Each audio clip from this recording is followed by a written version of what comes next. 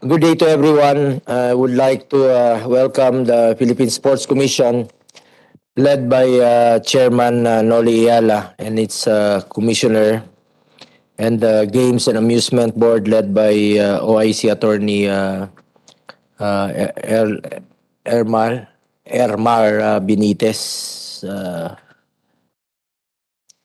I also acknowledge the physical presence of Senator Robin Hood Padilla. And dito rin po kanina si Senator Tol Tolentino. And nasa online po si Senator Pia Cayetano, Senator Coco will be coming also. Thank you for joining us. May we now request the committee secretary to read into the record the presence of our resource persons here. Kindly, Comsec. Good afternoon, Mr. Chair. For the budget briefing for the budgets of the Philippine Sports Commission and the Games and Amusement Board, we have the following resource persons. From the Philippine Sports Commission, we have physically present our Commissioner Jose Emmanuel Noli Ayala, Commissioner Olivia Garcia Hu or Bong Hu. We have Attorney Guillermo B. Iroy Jr., the Executive Director. Dr. Larry Domingo Jr., the Chief of Planning, Research and Development Division, and Mr. Paul Icasas. We also have from PSC Online, our Deputy Executive Director, Merdita R. Ibay, Ms. Ana Cristina Abellana, Ms. Violeta R. Tuazon, and Mr. John Paul Bolitres. From the Games and Amusement Board, we have physically present are the following: Attorney Ermar U. Benitez, the OIC Chief Legal Division, Mr. Romel U. Gutierrez, Chief Administrative and Finance Division, and Ms. Josephine E. Alfonso, the Acting Chief Budget Section. We also have from the Samahang Basketball ng Pilipinas, physically present are the following: Mr. Victorico Vargas, the SBP Vice President, Mr. Reynold Barrios, the SBP Executive Director, and Mr. Joseph Angelo Barrios, the FIBA Basketball World Cup 2023 Head of Brand and Marketing. From the Department of Budget and Management, we have online our Director Sofia Yanto Abad and Assistant Director Jane Abella. That will be all, Mr. Chair. We also expect some others to come in later on, Mr. Chair.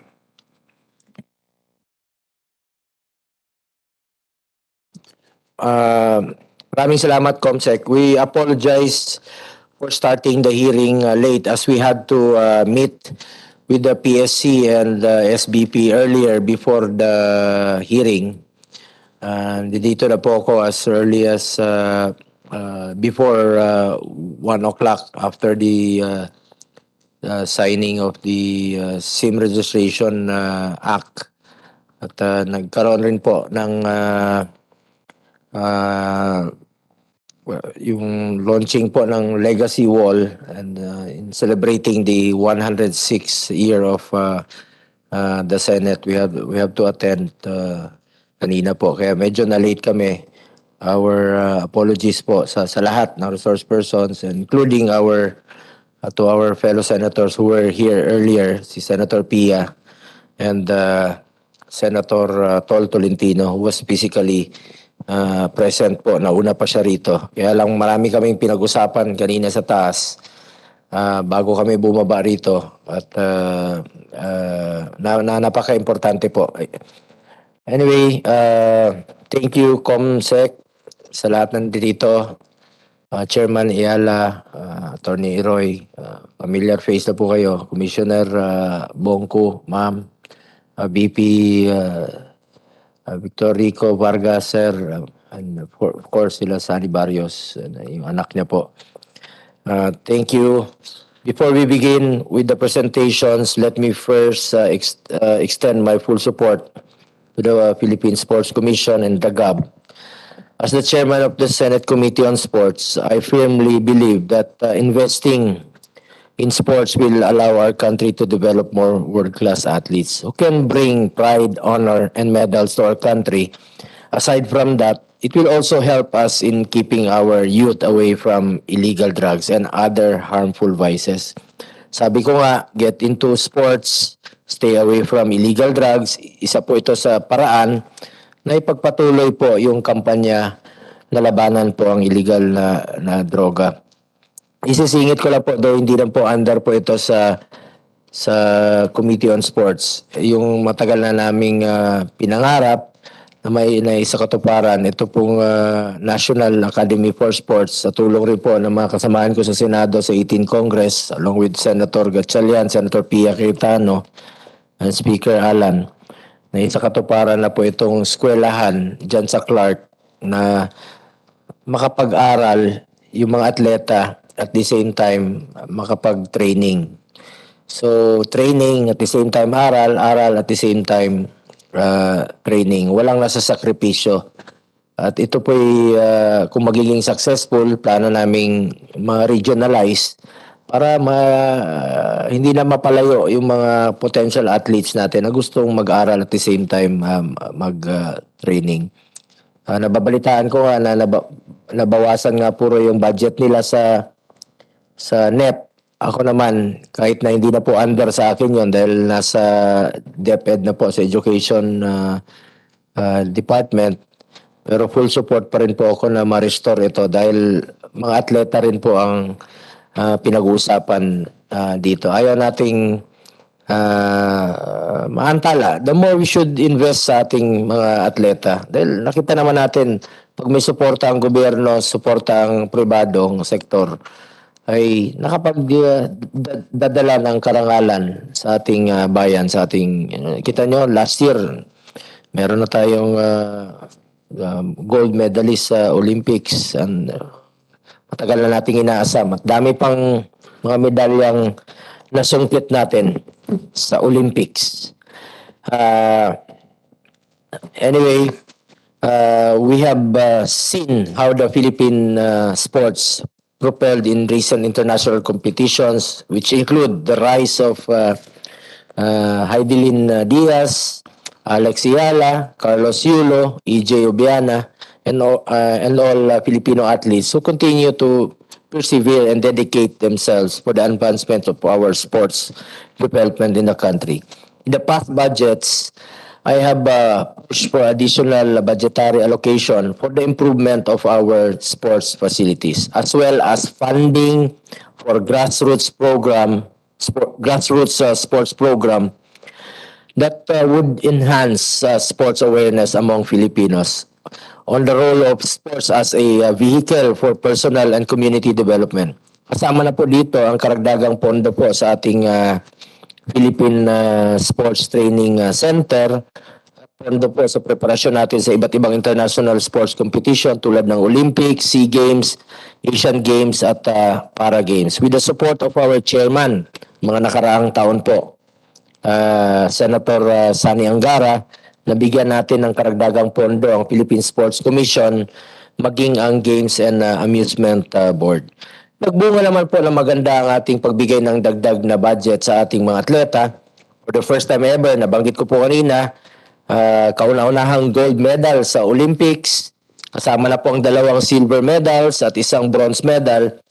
The Philippines became the top performing country in Southeast Asia in the Tokyo Olympics. We also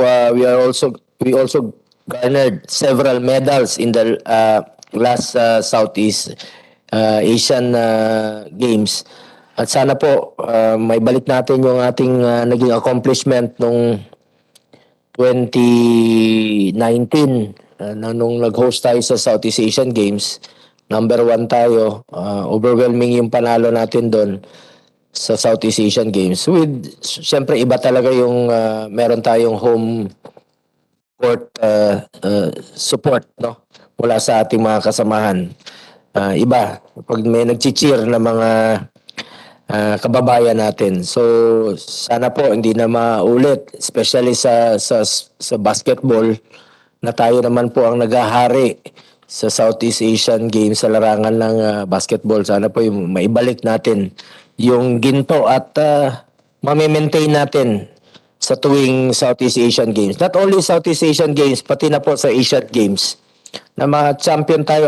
Naging huling natin, runner-up yung when we won against South Korea sa semifinals, naging runner-up po tayo. So sana po ay maging kampiyon naman tayo ngayon sa FIBA Asia at sa Asian Games. Ako po ay nanood mismo.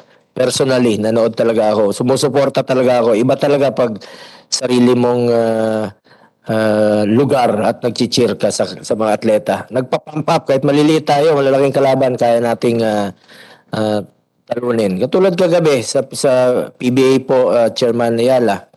Kita niyo, nanalo yung Ginebra versus dun sa Bay Dragons. Kahit na maliliit tayo, pero andyan yung hometown crowd, Barangay Ginebra yung nag-cheer. Tinambakan natin yung visiting team. Kaya naman po, inihimok ko ang ating mga kasamahan na suportahan ang budget ng PSC at GAB para tuloy-tuloy lang po ang ating sports development sa ating bansa. Isisingit ko, nandito na rin po si Ma'am Pia. Ma'am Pia, pasensya na po. Nag-meeting kami kanina sa taas. And, sorry rin po kay Senator Tol. Nag-meeting kami after the launching po, unveiling po nung gallery ng Senate. Anyway, dito po ito, susuporta talaga ito si Ma'am Pia tulad ng ginawa niya sa National Academy for Sports na pinaglaban niya po. Dahil alam, may atleta rin po ito si Ma'am Pia.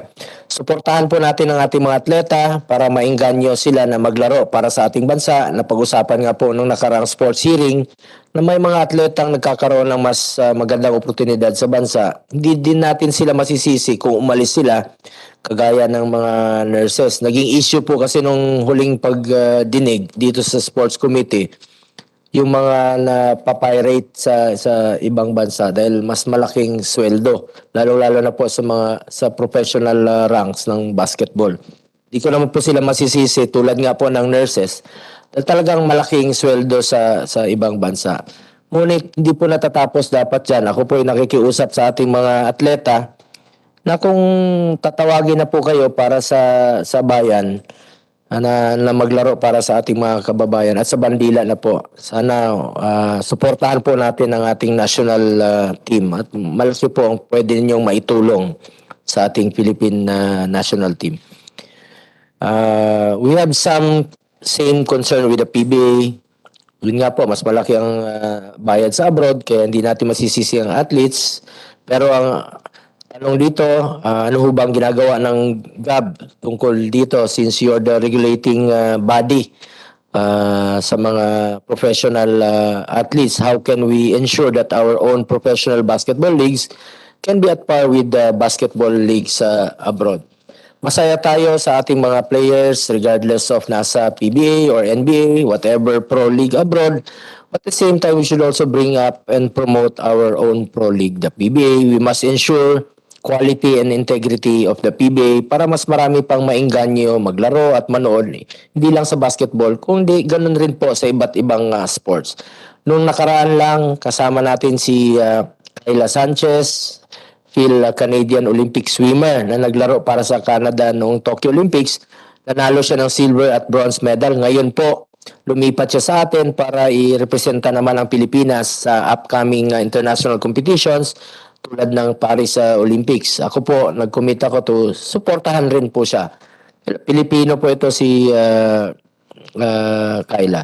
Sigurado ako na marami pang tulad ni Kayla ang gustong magtayo ng bandila ng Pilipinas sa mga sports competition, lalo na kung buhusan natin sila ng suporta, itong ating mga sariling atleta. Since we are set to host the 2023 FIBA World Cup next year, we also want to know if we have enough budget for this international event. We must ensure a successful hosting next year. Kasama na po yung seguridad ng lahat ng mga bisita at ng ating mga kababayan.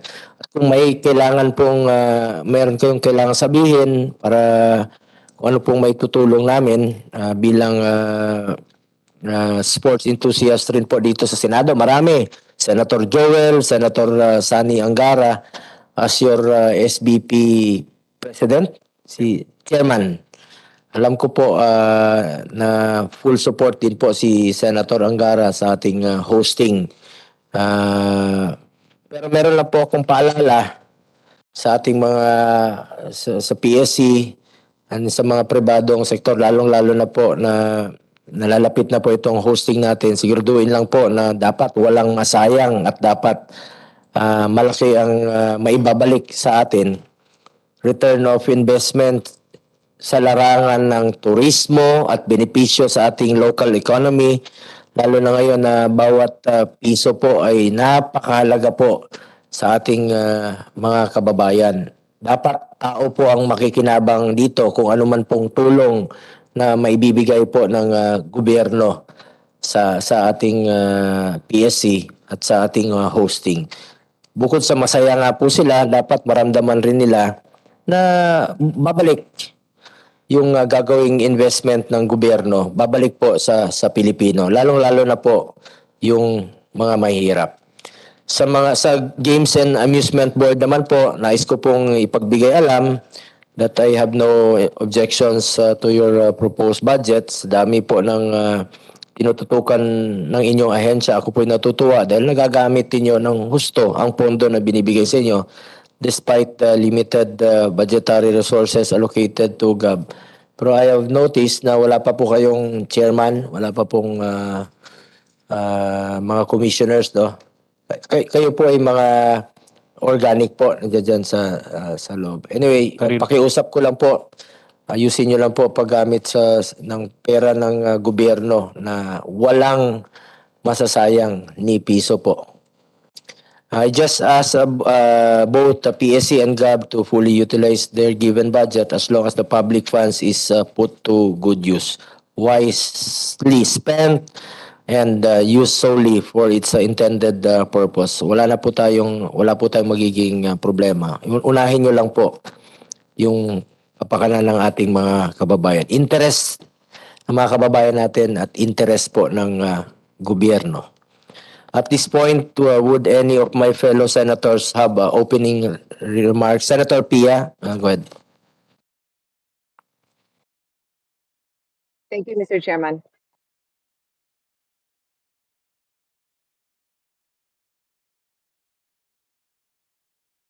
Good afternoon to everyone. Just a short opening remarks, and I would like the chairman to respond to these questions later on. If it's covered in his presentation, no problem. But if not, then may I ask that he respond to it separately later on. Mr. Chairman, I've discussed some of these concerns with you when we briefly chatted a month ago or so, no? But let me point out areas of concern. Grassroots, um, elite support for elite athletes, and a few other things. On the grassroots sports, Chairman Ayala, I'm happy to note I've heard you say it to the press, and we've talked about it, that you will really be pushing for grassroots sports. So we support that, Mr. Chairman. Let me first say na lahat ng statement ng chairman natin, totoo po yun, no? You have so much support here in the Senate, and so take advantage of it. Do good, do your job well, because so many senators will support you. So on grassroots, I just want an explanation on how we can further improve the programs and how you can coordinate this with DepEd. You will recall during the early years, yung pa yata yung inabot ko, it was DEX, di ba? Department of Education, Culture, and Sports. Ngayon, nahiwalay na si sports. And that's why I think it becomes a problem, because there is less fluidity in the conduct of sports events in the schools, because it's no longer with DepEd. Of course, they support, but yun nga, there's a disconnect kasi hindi talaga siya part and parcel. And perhaps we can get an update, Mr. Chairman, on how PSC intends to coordinate with DepEd further on this, given the instructions of limited or no extracurricular activities while we are catching up on the lost time, on the lost learning, because the kids have been out of school. I am very supportive. I also chair the budget of DepEd, and I am very supportive of the need for the children to be able to focus on their education now that they are back in school. But I think we all know that a healthy body is a healthy mind, and so we want to be sure that PSC is also coordinating with DepEd on this and the rollout of these programs. If I'm not mistaken, tama ba Mr. Chairman, may narinig ako na wala yatang palaro, di ba? So can we get further input on that? Because I'll give you an example, Mr. Chairman, and I'm sure our experts here in sports would know that a lot of educational opportunities for students come about not because of their love for academics or their passion for academics, but because of their passion somewhere else. So when they love sports, then they know that they have to be in school, or ideally it should be that way, and they end up getting college sponsorships, college. They end up becoming college scholars for sports. So medyo nabibigatan ako dito kung hindi maganda ang coordination natin with DepEd, because it will eventually deprive some young people who excel in sports of that opportunity to go to college, because yun na lang yung alas nila yung window nila to go into sports. And I speak from experience because I grew up playing in grade school, high school, all the way up to college, and I was in the Philippine team, and my teammates, a lot of us had opportunities to move on. Even I learned a lot of discipline from sports. So to deprive them of this um, window of opportunity might really be a difficult, may not be going in the right direction. In as much as I support the need for these kids to be in school and to focus on education, I hope that's clear on that note. The next point, and again with grassroots, what kind of support are we going to be giving the NSAs that are doing very well in promoting sports? Just the other day, I got a message from Hidilyn Diaz. Nakakatuwa kasi she goes around the country promoting her sport, weightlifting. And so she was asking me na doon naman sa lugar ko kung pwede rin akong tumulong. Of course, tutulong tayo. And I know it's a whole of nation approach. This is not just the NSAs, but we have the NSAs, the individual athletes, their friends, their sponsors, kami nga sa Senate, lahat naman kami magsusupport. So I just mentioned that kasi nakakatuwa na our gold medalist Olympian is still very much taking time out of her schedule to promote this. And I know so many other athletes are. I know EJ Obiena is also in town and has been going around to inspire athletes. On that note, I have a table of the top 10 NSAs that receive financial support. I mean, I think what this title is the NSAs, that the 10 NSAs that receive the most financial support. I think that's what this heading should be. And I'd like to know for the record, ano yung grassroots programs nila at ano yung na-produce nila, 'di ba? Kasi kailangan commensurate yung output dun sa tinatanggap nila. So the top 10 are Philippine Paralympic Committee, followed by Boxing Alliance, Samahan Weightlifters, Philippine Track and Field, Philippine Taekwondo, Phil Silat, Karate, National Golf, Philippine Swimming, and Philippine Canoe. So please include that in your report. Ano grassroots programs nila and effective ba? Compare. Kasi it has to be comparative kasi sila yung top 10 nga na nakatanggap, di ba? And ano din yung output. I know that sports is a long game. So I do not need an Olympian tomorrow. I do not need an Olympian next year. But I need to see that itong binibigyan, yun yung long-term plan nila. Sila yung deserving na makatanggap ng ganito. Both sa grassroots and then dun sa outcome. If you tell me na sila yung pinakamadaming grassroots and the timeline is 10 years, that's fine with me. I just really want to see how this translates because sila yung pinakamataas na nakakatanggap. Moving on to my next point, I share the sentiments of the chairman on NAS. Andyan ang NAS, Chairman Iala, please also include in your report how you are coordinating with NAS kasi yan nga ang iyong training grounds, playground ng ating future elite athletes. So I want to be sure na napakaganda ng inyong coordination dyan. Just report on that later on. And then regarding FIBA, I want to mention that I am very proud to have been part of the delegation that was in FIBA in Geneva when we were awarded this posting for 2023. Naalala mo, Mr. Chairman Bongo, that I even called you at that time because we were very happy with this news. So you also have our full support there because we want to be sure that successful talaga tong event na ito. On that note, I also want to say that let's also spend as much time and energy with other sports, Mr. Chairman.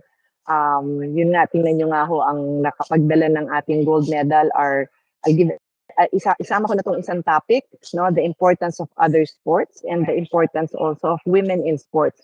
I would like to get from the NSA a report on how much are being spent on women, because just like I noticed that the top NSA that received support was Philippine Paralympic Committee. And I'm full support there because one of the SDGs is reduced inequality. So when you give more to the Philippine Paralympics and it supports our differently abled athletes, tama yan. Full support ako dyan because you need to give them more because there are inequalities that they are dealing with, from the time they were born. So, okay, yeah. So the same thing in women in sports. I do not know if the amount of funding and support we are giving to the women athletes are commensurate to the um the uh the the success that they have had. Some of them may have gotten to where they are with very little support. So I want to be sure that we are giving enough support to our women in sports. Um, I think I can end there, Mr. Chairman. I will end with the importance of a hearing that I am also having on the budget this week, which is on the return of face-to-face school. Sa DepEd, nag-commit, as he said, no less than our Vice President Secretary has said that her instructions are full face-to-face.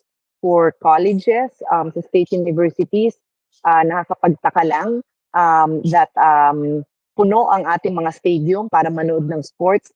Encourage ang mga estudyante manood, pero hindi naman sila may face-to-face. Karamihan sa kanila online. It's ridiculous. I think everyone knows how much I support sports. But listen to this scenario. We have a scenario, Mr. Chairman, where some of our students, if not for their being varsity athletes, wala na silang interaction sa mga kaklase nila. So that's how important sports has become now. Kawawa naman yung non-athlete, di ba? Kasi I know for a fact, in the University of the Philippines, walang face-to-face yung napakaraming athletes. Thank God, varsity athletes sila at meron silang sports. So, Mr. Chairman, there is such a burden placed on your team because sports is really playing a big role, not just in physical health, in mental health, but even in our kids having a bright future. So on that note, Mr. Chairman, I will just be continually listening and supporting the committee and the work of PSC. Thank you po. Salamat, Senator Pia. Would like to acknowledge the presence of another sports enthusiast. Kapatid po ito ni younger brother of the POC chairman. Alang-alang older, baka magalit ka sa akin.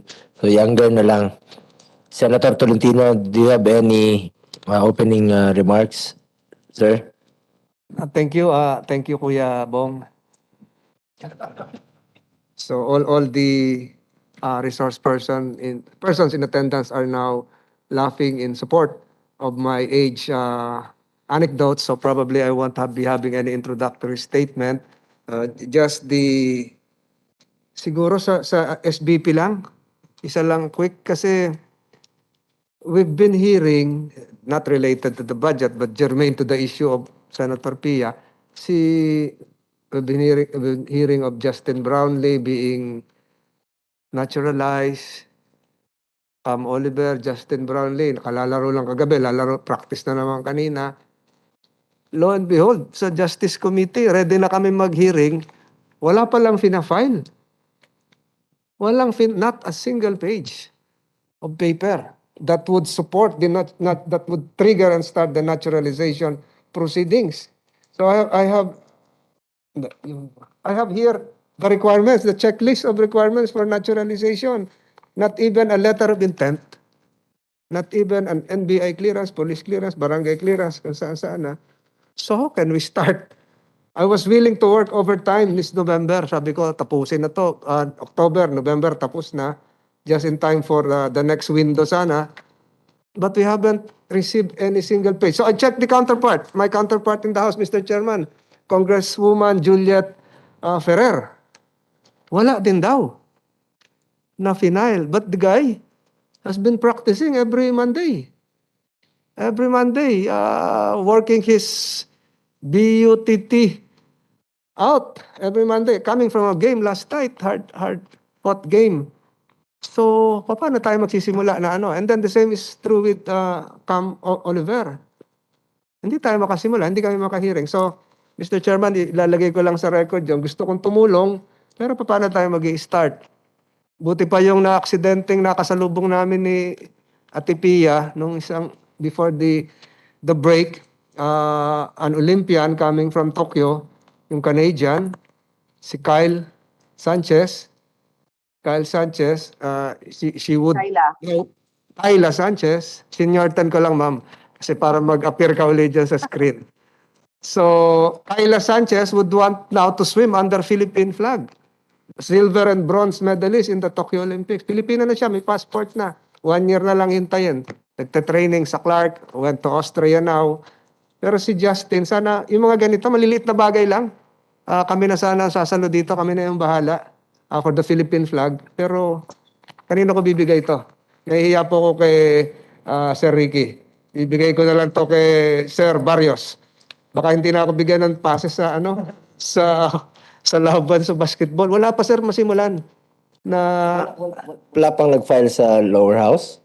hindi nila ma-accept yung paper. O, hindi nila masimulan kasi wala pang pinafile kahit barangay clearance. Anyway, Departments. Sir Ricky Vargas, ano bang plano ninyo with Justin Brownlee aside from Jordan Clarkson as the priority na maging import natin?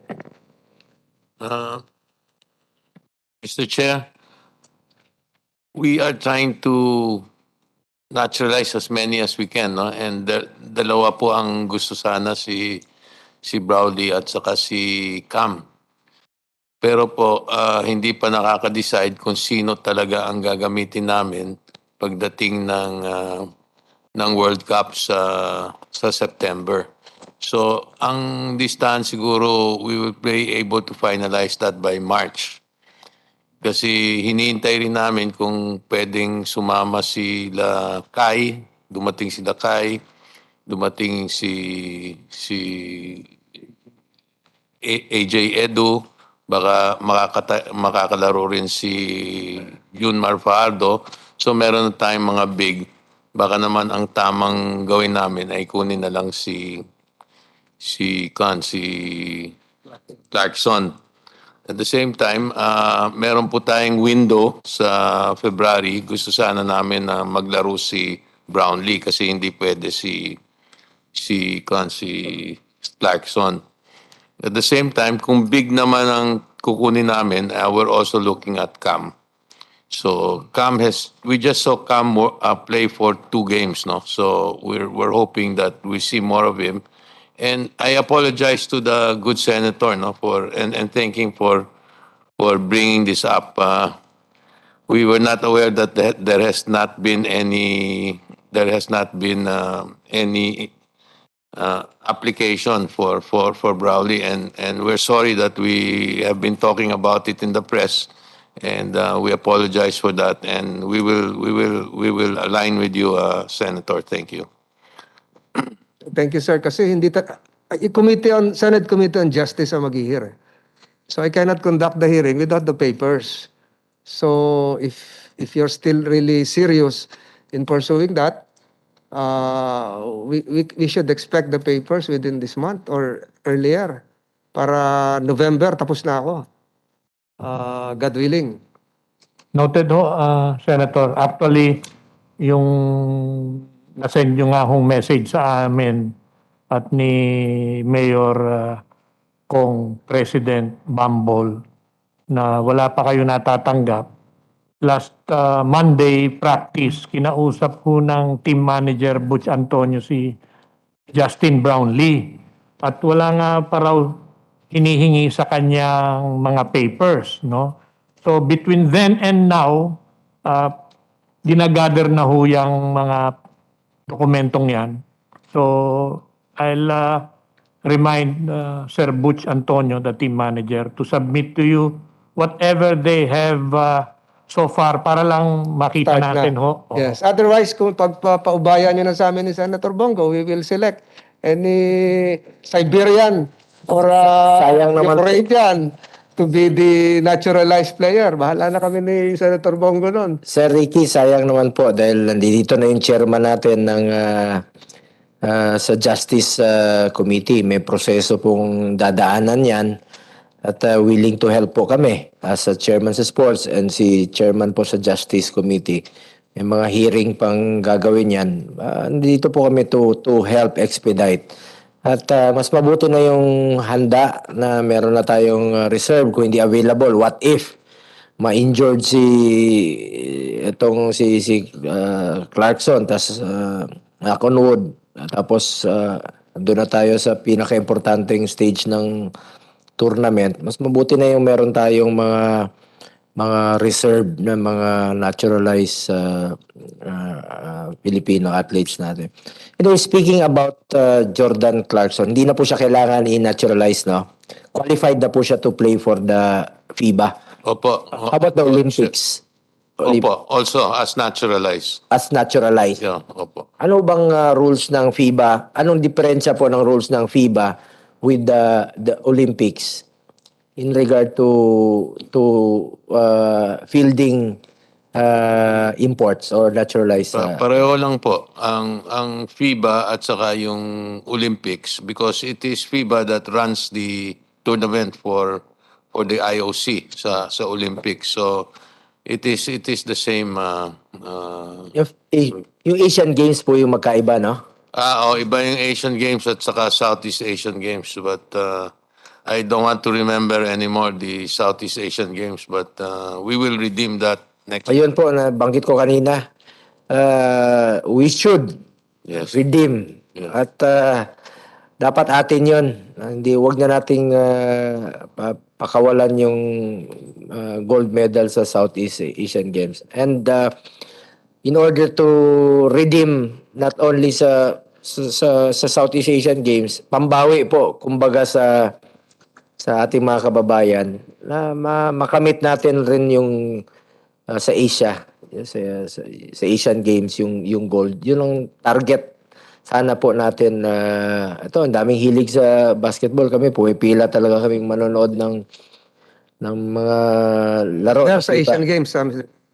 Nanood nga ako kagabi kasi not only because fan po ako ng PBA, but yung laban kagabi, Ginebra versus Bay Area Dragon, parang Philippines against foreign team. So, ganda panoorin na tinambakan natin. Kita mo, nag-cheer yung mga tao.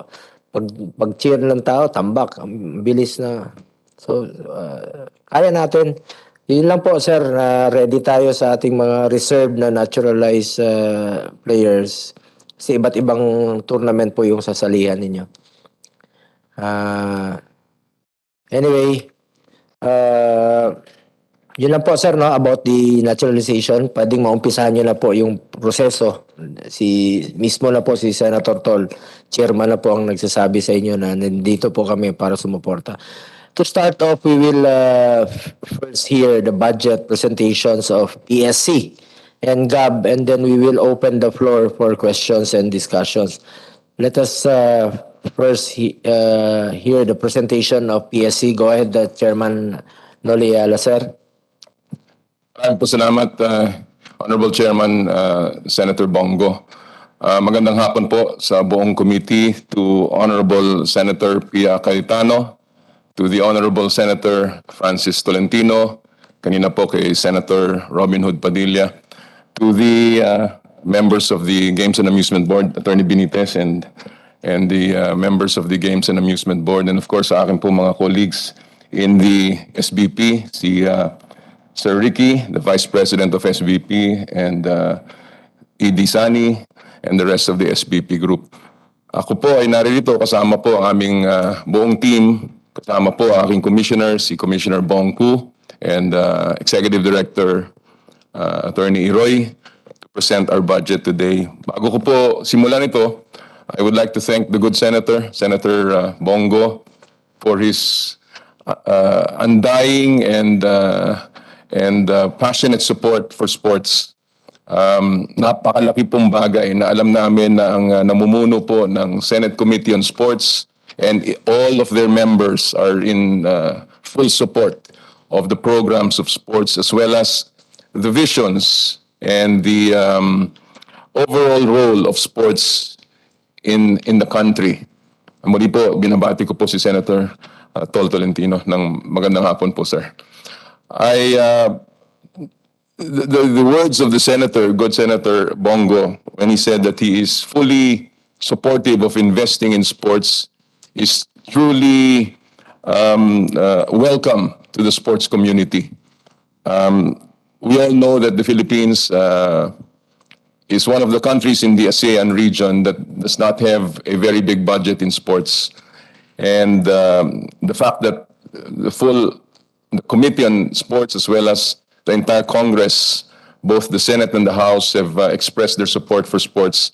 And of course, our President, His Excellency President Ferdinand R. Marcos Jr.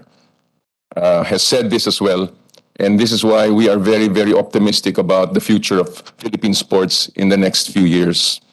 There has been recently a study given by the UNESCO, wherein in the era of the pandemic, many of our lives have changed and mostly related to physical activity. 41% po daw ho ng cause ng obesity is because of the lack of physical activity during the pandemic.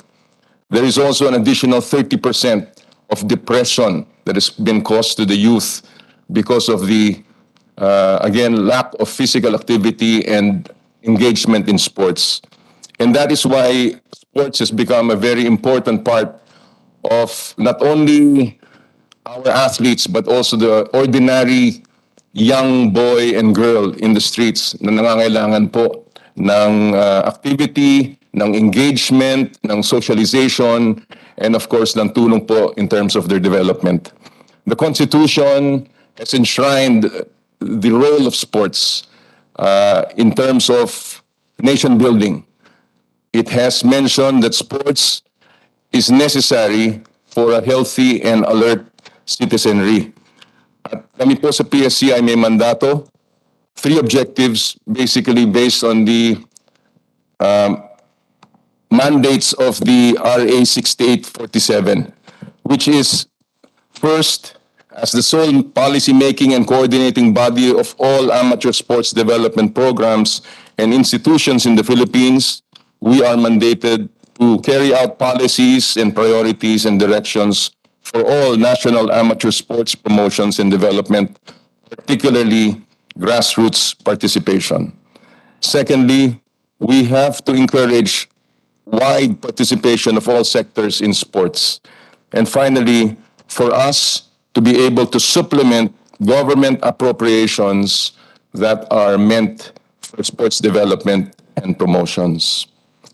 In this regard, Your Honor, the PSC has laid out a plan, particularly with the new board, to carry out these mandates fully and extensively. Gusto ko lang po sabihin, however, that in the budget that we have presented to the Congress, this budget was crafted before the new board was appointed. And so many of our programs are not included in the budget that was presented, Your Honors. However, we are determined to continue with our programs despite of all of the difficulties and challenges. We will not be daunted and we will not be disrupted. As part of our strategic directions, and this is very, very brief, Your Honor, first of all, we will concentrate, of course, on sports governance. Mahalaga po ang merong pamamalakad na mahusay. At yan po ang aming pinapangako, ang mahusay na pag-aalaga po ng pondo ng bayan, ang mahusay po na pagpapatakbo ng aming ahensya sa pamamagitan ng mga bagong patakaran. We would like to enhance the capability and accountability of the PSC to lead, manage, implement, and assess sports programs in the country in accordance with our mandates. Secondly, we shall continue with sports promotion and awareness. Sports not only as an activity, but has a role in terms of nation building and nationhood. To enhance sports awareness among all Filipinos on the role of sports as a vehicle for personal and community development and human liberation. Pangatlo po is sports accessibility. To make sports accessible to all, from every gender, every age, every race, and every creed. To make sports available to the greatest number of Filipinos through a grassroots sports program that will be nationwide, which will provide activities at all levels and pathways to success. Pangapat po is our sports infrastructure and support. We hope that with our limited resources, we can continue to improve our present sports infrastructure and to erect new sports facilities, which, in accordance with our mandate, must be at par with global standards. Panglima po is our sports linkages, not only locally, but internationally, as we have continued to create ties and partnerships with many of our sports partners. And lastly, the high-performance sports development, focusing on the athletes, on the sports, on the activities and competitions that provide pride and glory to our country. In sports training to support our international competitions, and of course, other needs of the athletes to develop international champions. Ito po ang aming strategic directions. And in order to implement this, I would like to present an overview of our Philippine Sports Development Program. This is my plan. This is our plan in the new board, which, as I mentioned, was not initially part of the presentation to the DBM. However, we will concentrate on these areas. And I suppose, Madam Senator, Ma'am Pia, ito po yung sagot doon sa ilan yung katanungan. First of all, our first priority area is our grassroots program. And in order to make this truly a national and inclusive grassroots development plan, we are hoping to create and activate the National Sports Development and Promotion Council. This will be a council where all of the agencies that are involved, particularly the Department of Education, the Department of Interior and Local Government, and all of the LGUs as well as the NSAs will be part of the National Sports Development and Promotion Council. We hope that this will be the vehicle for us to carry out our plans and programs in terms of the grassroots program, wherein we plan to begin a program that will begin with the barangays and the cities with the help of our national sports associations, but centered on one missing piece that in the past has not been given much focus, and this is the family. We believe that there is no program in the grassroots that will not need the support of the family. And this is the reason why we have set out our program with the help of a multi-agency group that can support a truly national grassroots program. This will begin with regional sports camps, after the creation of regional sports training centers, towards what we call pathways to success. It will proceed to a festival of sports, which we hope to declare in the month of May as the month of sports, wherein this will be the cradle, this will be the platform for sports activities and fun games for the young. From there, this will proceed to the Batang Pinoy, which is already an institutional program, and also to the Palarong Pambansa. These programs will be funnels or programs that will allow the National Academy of Sports to identify budding talent who will be given the sports scholarships that the NAS can provide. From all of these programs, this will now lead to the CHED Games, the envisioned CHED Games, before it culminates in our grassroots program with the Philippine National Games. These are the levels of activity that we hope to create in the grassroots program, which we would like to call Project Duyan ng Magiting, or the Project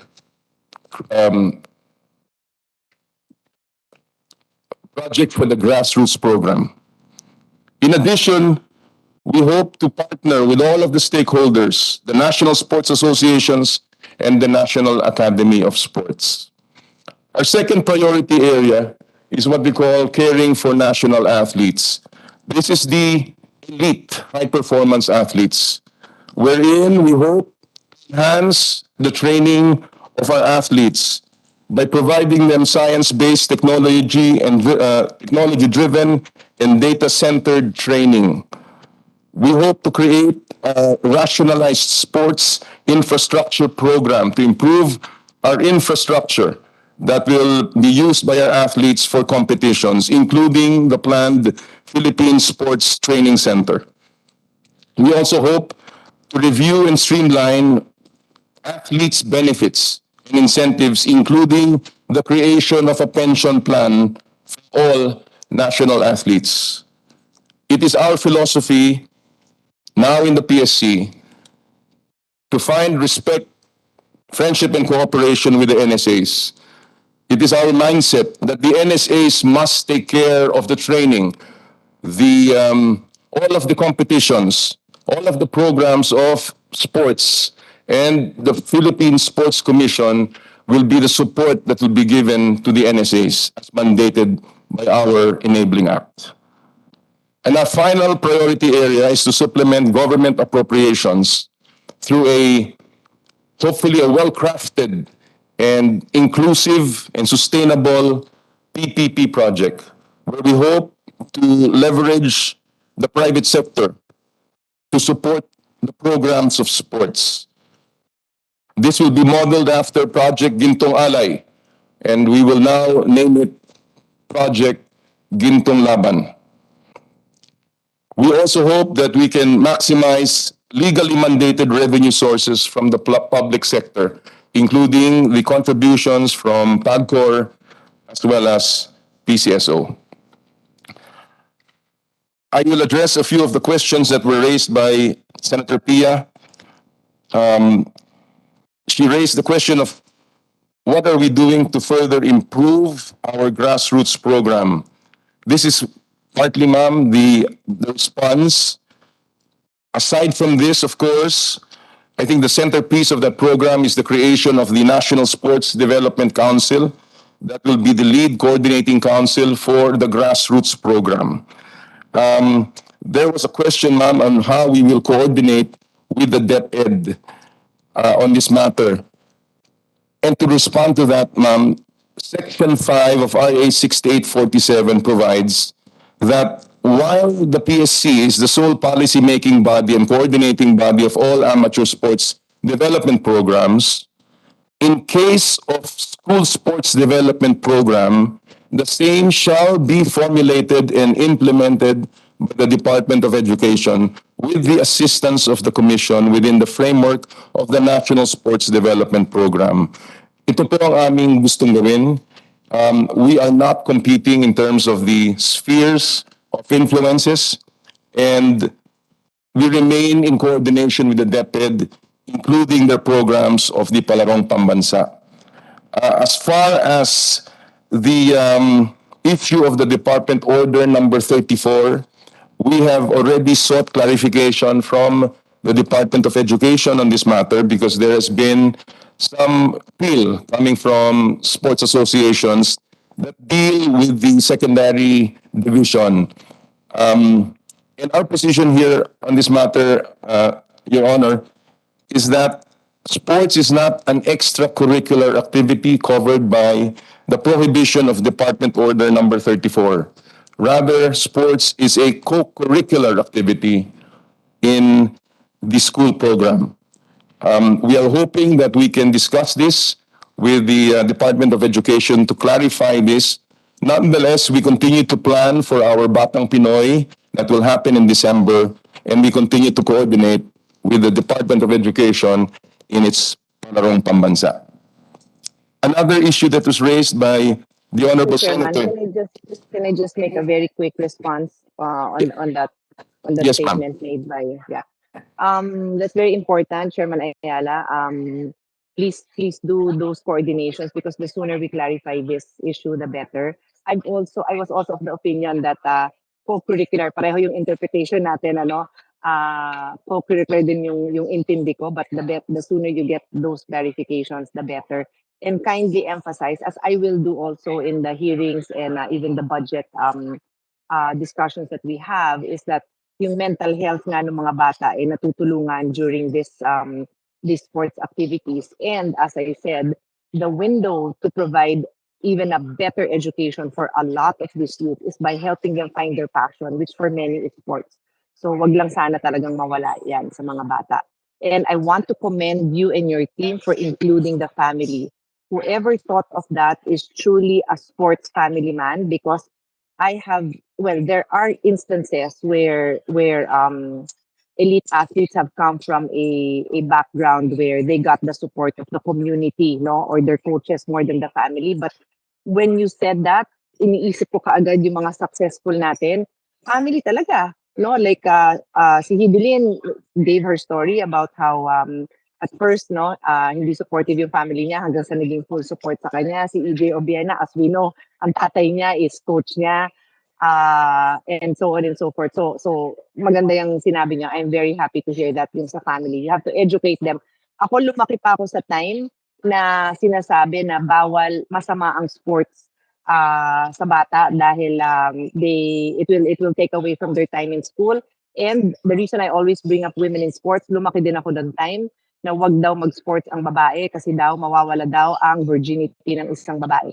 So I've mentioned this many times. It's an issue that I grew up with, that my friends would say na hindi sila pinapayagan mag-sports dahil ang paniniwala ng magulang nila is it has to do with their virginity, their sexuality, and so on and so forth. Hindi ko na masyadong naririnig, but when I talk to older people, paano kung laki sa lola yung bata? At sabihin ng lola, bawal yun, diba? So I'm bringing this up so that yung team niya, Mr. Chairman, are conscious of it, which I think you are from the way you've been handling the questions and the presentation. Thank you. Sige, please proceed. Thank you very much, ma'am. Chair, Yes, I would Mr. like to recognize the presence of Idol Senator Rafi Tulfo. Thank you, Mr. Chair. You may proceed. Thank you, Mr. Chairman. Good afternoon po, Senator Tulfo. Another matter that was raised by Senator Cayetano is the top 10 NSAs in terms of the being given funding. Ma'am, first of all, most of these data was of course culled during the previous administration. What I have done now is I have continued with our consultation with all of the NSAs. In fact, we have a scheduled NSA-PSC Consultative Assembly on Thursday, wherein we will be discussing the importance of cooperation between the PSC, the POC, and the NSAs. In this particular Consultative Assembly, we will lay out what we have granted to all of the NSAs. As of now, ma'am, we have already given the NSAs in this year-to-date about 700 million to the NSAs already. And we hope that we can show them what else we can provide, not only in terms of funding, but also in terms of the facilities that we all have and the various services that PSC can provide to our NSAs. And in return, all we ask, and this is again based on the Agenda 2020, which the International Olympic Committee has already promulgated, is cooperation between the sports organizations, the NSAs and the POC, and the government, represented by the PSC, through a presentation of their programs, which must include their grassroots program. In addition, ma'am, we will also ask for their budgets and their long-term plans so we can actually monitor the progress. Hindi po pakikialam, pero pag-monitor lang po at pag-aalaga ng pondong ibinigay ng pamahalaan sa mga NSA. Finally, on the last question of the Honorable Senator on the NAS and what we have done, I sat in my first NAS board meeting with the Honorable Vice President about 2 weeks ago, ma'am, and we continue to coordinate the programs of the NAS. The NAS will be part of the National Sports Development Council and our grassroots program, as I had mentioned a while ago. And hopefully, this can be an opportunity for the NAS to identify the deserving sports scholars of the school as envisioned by the law. We are also providing technical support, of course, and this will be part of our matrix that will be submitted to the NSAs so that they can also help in providing the coaches, trainers, and lecturers for the National Academy of Sports. So ito po, ma'am, in terms of the women in sports, ma'am, the PSC has allocated a budget for gender and development. However, for the women in sports programs, this is again really a part of the programs that will be submitted to us by the National Sports Associations. I hope I have answered your questions, Madam Senator, and I will proceed now with the presentation of the budget. Maliit lang po ang aming budget sa PSC, and medyo maliit yung nasa screen. Our NEP, well, just to give you a backdrop, the actual 2021 budget that we received was 1.309 billion, and in the current year, we received 761.75. Ang amin pong budget proposal, which includes capital outlay for the Philippine Sports Training Center, totals this includes international competitions, totals to 4.9 billion. But our NEP that was endorsed by the DBM is at 218 million, Your Honors. So the total proposed budget for 2023, Your Honors, is 5.216 billion. In terms of the 2023 Tier 2 project summary, ito po yung aming request na hindi po ito na-endorse ng DBM. This includes the preparations, the training, and the participation in major international competitions, including the coming Southeast Asian Games in Cambodia, the Asian Games, the Asian Indoor Martial Arts Games, the World Combat Games, the ANOC World Beach Games, and the preparation and training and participation for the Asian Beach Games. This also includes our grassroots programs that were already included prior to our board, the new board, which are the Batang Pinoy and the Philippine National Games, as well as other requirements that we had presented. If you go to the next slide, the additional fundings for 2023 that we are actually requesting, which also incorporates the 2023 Tier 2 project summary. Can we go to the next slide, please? Ayan. The additional fundings already include all of the international competitions I mentioned, plus the ASEAN Para Games, the Asian Para Games, our grassroots program under the National Sports Development Council, which I had described earlier, and our new programs centering on research and development for sports sciences and sports technology, the sports infrastructure development, dahil kailangan po namin i-maintain ang amin pong mga pasilidad, including the dormitories of our athletes, and the additional GAA funding for Batang Pinoy, as well as the funding for Philippine National Games. This totals to 1.5 billion, Your Honor. As a final slide, Your Honor, this is our slide on the GAA fund utilization for fiscal year 2021 and fiscal year 2022, first semester. In 2021, Your Honor, for total budget of 1.2 million, ang aming pong obligation rate was 58.32% or 749 million. The reason for this is because many of the projects in 2021, particularly the Asian Games, were canceled dahil po sa pandemic. Kaya yung aming pong allocation for these international games were not used. Ang aming pong utilization or disbursement rate was 96.82% or over 725 million. For the first year of 2022, our budget or our utilization or our budget is 598.7 as of the first semester. And we have utilized 26.89%, or rather we have obligated 26.89%, or about 161 million, and disbursed 95.7%, or roughly about 150 plus million. The reason for this is most of our budget are loaded in the second semester where the competitions will be played. So ito po ang aming budget presentation, Your Honor. We again, as a final note, I would like to thank the Senate Committee on Sports for their support, Senator Bongo, Senator Tolentino, Senator Pia Cayetano, and Senator Rafi Tulfo.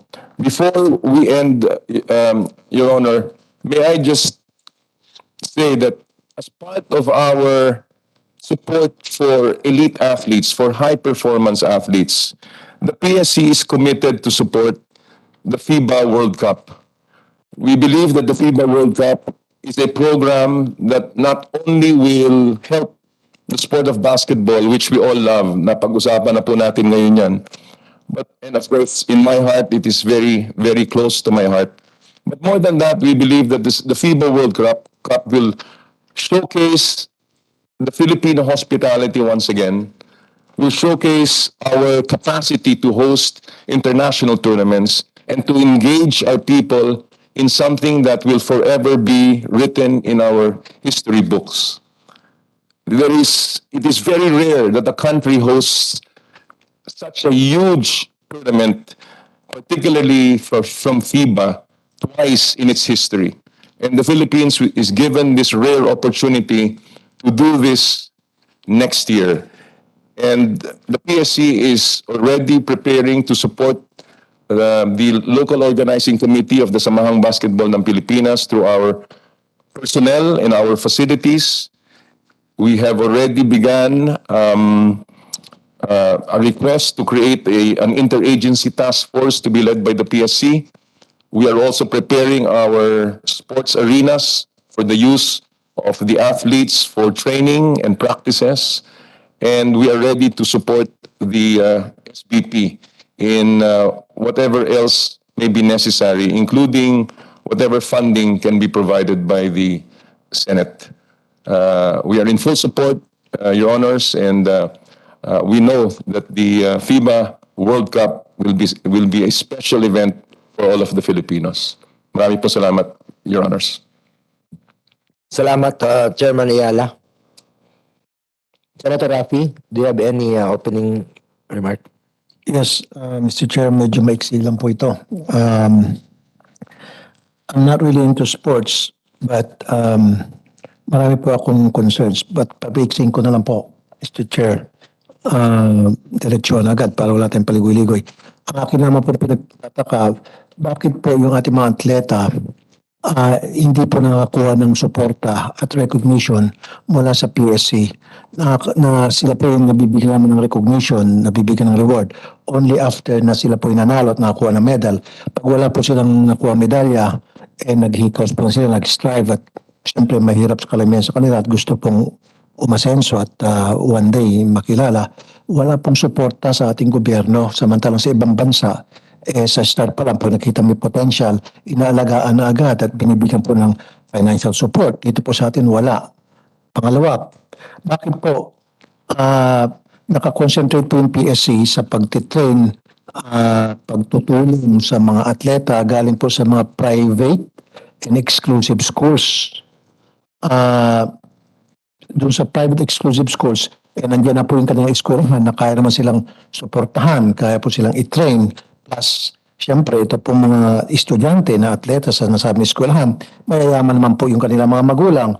Whereas ito po mga galing sa probinsya na mga hindi kilalang eskwelahan, public schools, may hirap mula sa mahirap na pamilya, gusto nilang magbigay ng pangalan sa ating bansa dahil magaling silang at meron silang angking galing. Pero ayaw pong i-recognize ng PSC sapagkat sila ba dahil mahirap lamang? Kaya sorry na lamang, mas binibigyan po ng PSC ang atensyon yung mga galing sa mga exclusive at kilalang eskwelahan at mula sa mga mayaman angkan. So hindi ko ba naging selective ba dito ang PSC? I'm sorry kung correct me if I'm wrong, kung mali yung impresyon ko. Thank you, Mr. Senator. Unang-una po, yung una po yung binanggit, yung tungkol po sa financial support para po sa private schools. Ang PSC po ay nakatuon po sa mga national sports associations, Mr. Senator, hindi po sa mga private organizations at ang amin pong pondo ay inilalaan po namin sa mga programa katulad po ng grassroots program para po sa lahat ng mga kabataan. Wala pong pinipili sa grassroots program. In fact, yung inilatag ko pong programa ay gusto po namin maging inclusive, kasama po lahat po ng nagsisimula po sa mga barangay at tutulong po ang mga national sports associations, Mr. Senator. Kung meron pong ganong pagtulong sa mga private schools, maaari po ito'y paggamit ng mga pasilidad po na sila naman po ay nagbabayad, hindi po to binibigay po namin ng Kasi po yung nakikita kong press release ninyo na sinasabi nyo sumusuporta kayo doon sa mga atleta sa nasabing mga eskwela. I'm not gonna mention names of schools na kayo po nagkikisa sa training kung ano man pwede maitulong ng PSC. And yet wala kayong binabanggit na tutulong kayo sa isang maliit na eskwelahan, public school from faraway provinces. Wala pong ganun eh. Ang press release talaga kadalasan puro po sa mga malalaki eskwelahan, mga exclusive schools. So sana po pagtunan din nyo ng pansin itong mga eskwelahan sa ibang probinsya na kung saan nandun yung mga mahirap natin kababayan na nag-strive na para makilala din. Look at Manny Pacquiao. Diba? Marami po tayong mga kababayan sa probinsya na believe me, believe you, sinuportahan po natin, tamang support na bigyan natin, training at financial support, sila po magbibigay ng pangalan sa atin, bayan, at sila po ay mananalo at makakuha ng maraming award, medalya, dahil masisipag po ang mga probinsyano, because once upon a time I was also a probinsyano, masisipag po sila. So, yun lang po sa akin. Sana, bigyan po natin silang suporta. Wag lang po palagi nakatuon tayo dito sa Maynila na kung saan madali tayong sumikat dahil nga po pipikapin ng media agad. Pero pagtunan din po natin pansin yung mga maliit nating kababayan sa probinsya. Makakaasa po kayo, Senador, na yan po ay aming gagawin sa aming programa. At talaga pong gusto po namin palawakin ang aming pong paghahanap ng talent sa buong bansa. Kaya nga po, last na lamang po, meron po akong listahan ng mga pangalan. Itong si Michael Martinez, Irish Magno. Ito po ata mga lumapit sa inyo noon, Edwin Villanueva, Alex Iala.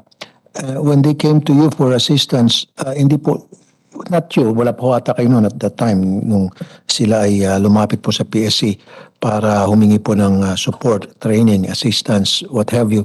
Hindi po sila pinansin. Kasi sabi sa kanila, mag-produce muna kayo ng medalya bago namin kayo papansinin. Parang ganun po. Not exactly, ganun pagsabi. Something to that effect na parang kailangan produce medals first before makuha yung attention namin. So hindi maganda ate yung ganon sistema? Tama po, Senador. In fact, kanina pong umaga sa aming flag ceremony, binanggit ko po itong pagbabago ng mindset at kultura na dapat pong iharap ng PSC. Na tayo po ay dapat tumulong at hindi po naghahari-harian para bigyan lamang ang maaari makakuha ng medalya. Ang amin po ngayong bagong kultura, at tama rin po kay Senador, wala pa po ako nung panahon na yan, pero ang amin pong gustong baguhin at ito po nakausap ko na po ang maraming national sports associations. I have told them that ngayon po ay full support ang PSC sa kanila sa paghahanap ng kanilang pong mga atleta. In fact, lalawakan pa po namin ang bilang ng nasa loob po ng national training pool para po makakuha ng allowances. At pasama na po ang mga kabataan na naglalaro po para sa ating mga national team. So again, Mr. Senator, yan pong mga listahan na yan. Andyan po yung aking pamangkin, si Alex Ayala, na hanggang ngayon sabi nga sa akin nung kanyang tatay nung isang araw nag-text, insan, yung allowance ni Alex pareho pa rin, nanalo na siya ng US Women's Open, ikaw pa naman ang chairman, sabi sa akin. At ang sabi ko lang ho sa kanya, insan, dumadaan ho sa proseso, hindi naman ho ako ang mag-isang nagbibigay ng karagdagang pondo. So dadaan po sa proseso, ipipresent ako po yan sa board at ako po hihiling na dagdagan ang allowance ng ating mga atleta, Mr. Senator. Thank you, Chairman Jose Yala. Thank you, Mr. Chair. Salamat, Senator Rafi. Aside from na banggit mo kanina na pinsan mo yung pamangkin mo, yung Yes, Mr. si Chairman. Alex Yala. At least full support ka rin sa kanya aside from kamag-anak mo. Kami naman dito, swerte rin po kayo dahil ako naman in my own small capacity, full support rin po ako dahil nagkataon nandito rin po ang aking auntie, si Bongko. na ba? Bongko na. Pero lang po. Paano lang po. Wala lang sa antok. Anyway, Chairman Iyala, meron lang po akong nabasa kanina sa isang news article. Itong mga triathletes natin seeking for training, seeking aid. May nakita ko news report, mga triathletes na seeking aid for training and for future competitions.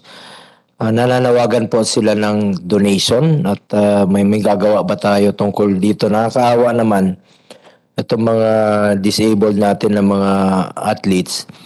At napapansin ko rin po na hindi talaga sila nabibigyan ng enough recognition. Yung ibig sabihin, compared with the regular athletes, yung nananalo, ang dami pupunta sa amin may mga bit-bit na mga medalya.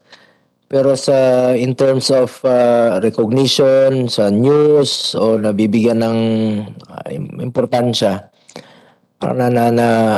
nabanggit ko po ito sa inyo. And even sa kanilang natatanggap na incentives mula sa gobyerno. Not only sa gobyerno, even sa pribado, parang kulang, hindi sapat. Para sa akin, gold rin yung nabibigay nila, honor para sa ating bayan. Baka pwede natin tingnan ng mabuti itong kapakanan ng ating mga PWDs natin, ng mga athletes po. Chairman Yala. Yes po, Mr. Chairman. Sa katunayan po, kagaya na nabanggit ni Senator Pia, ang pinakamalaki pong pundong binibigay among the National Sports Association ay para po sa PhilSpada. Yun pong mga disabled athletes natin. They get the biggest share sa amin pong naibigay na sa mga NSAs. Subalit, amin pong titingnan itong particular matter na to, Mr. Chairman.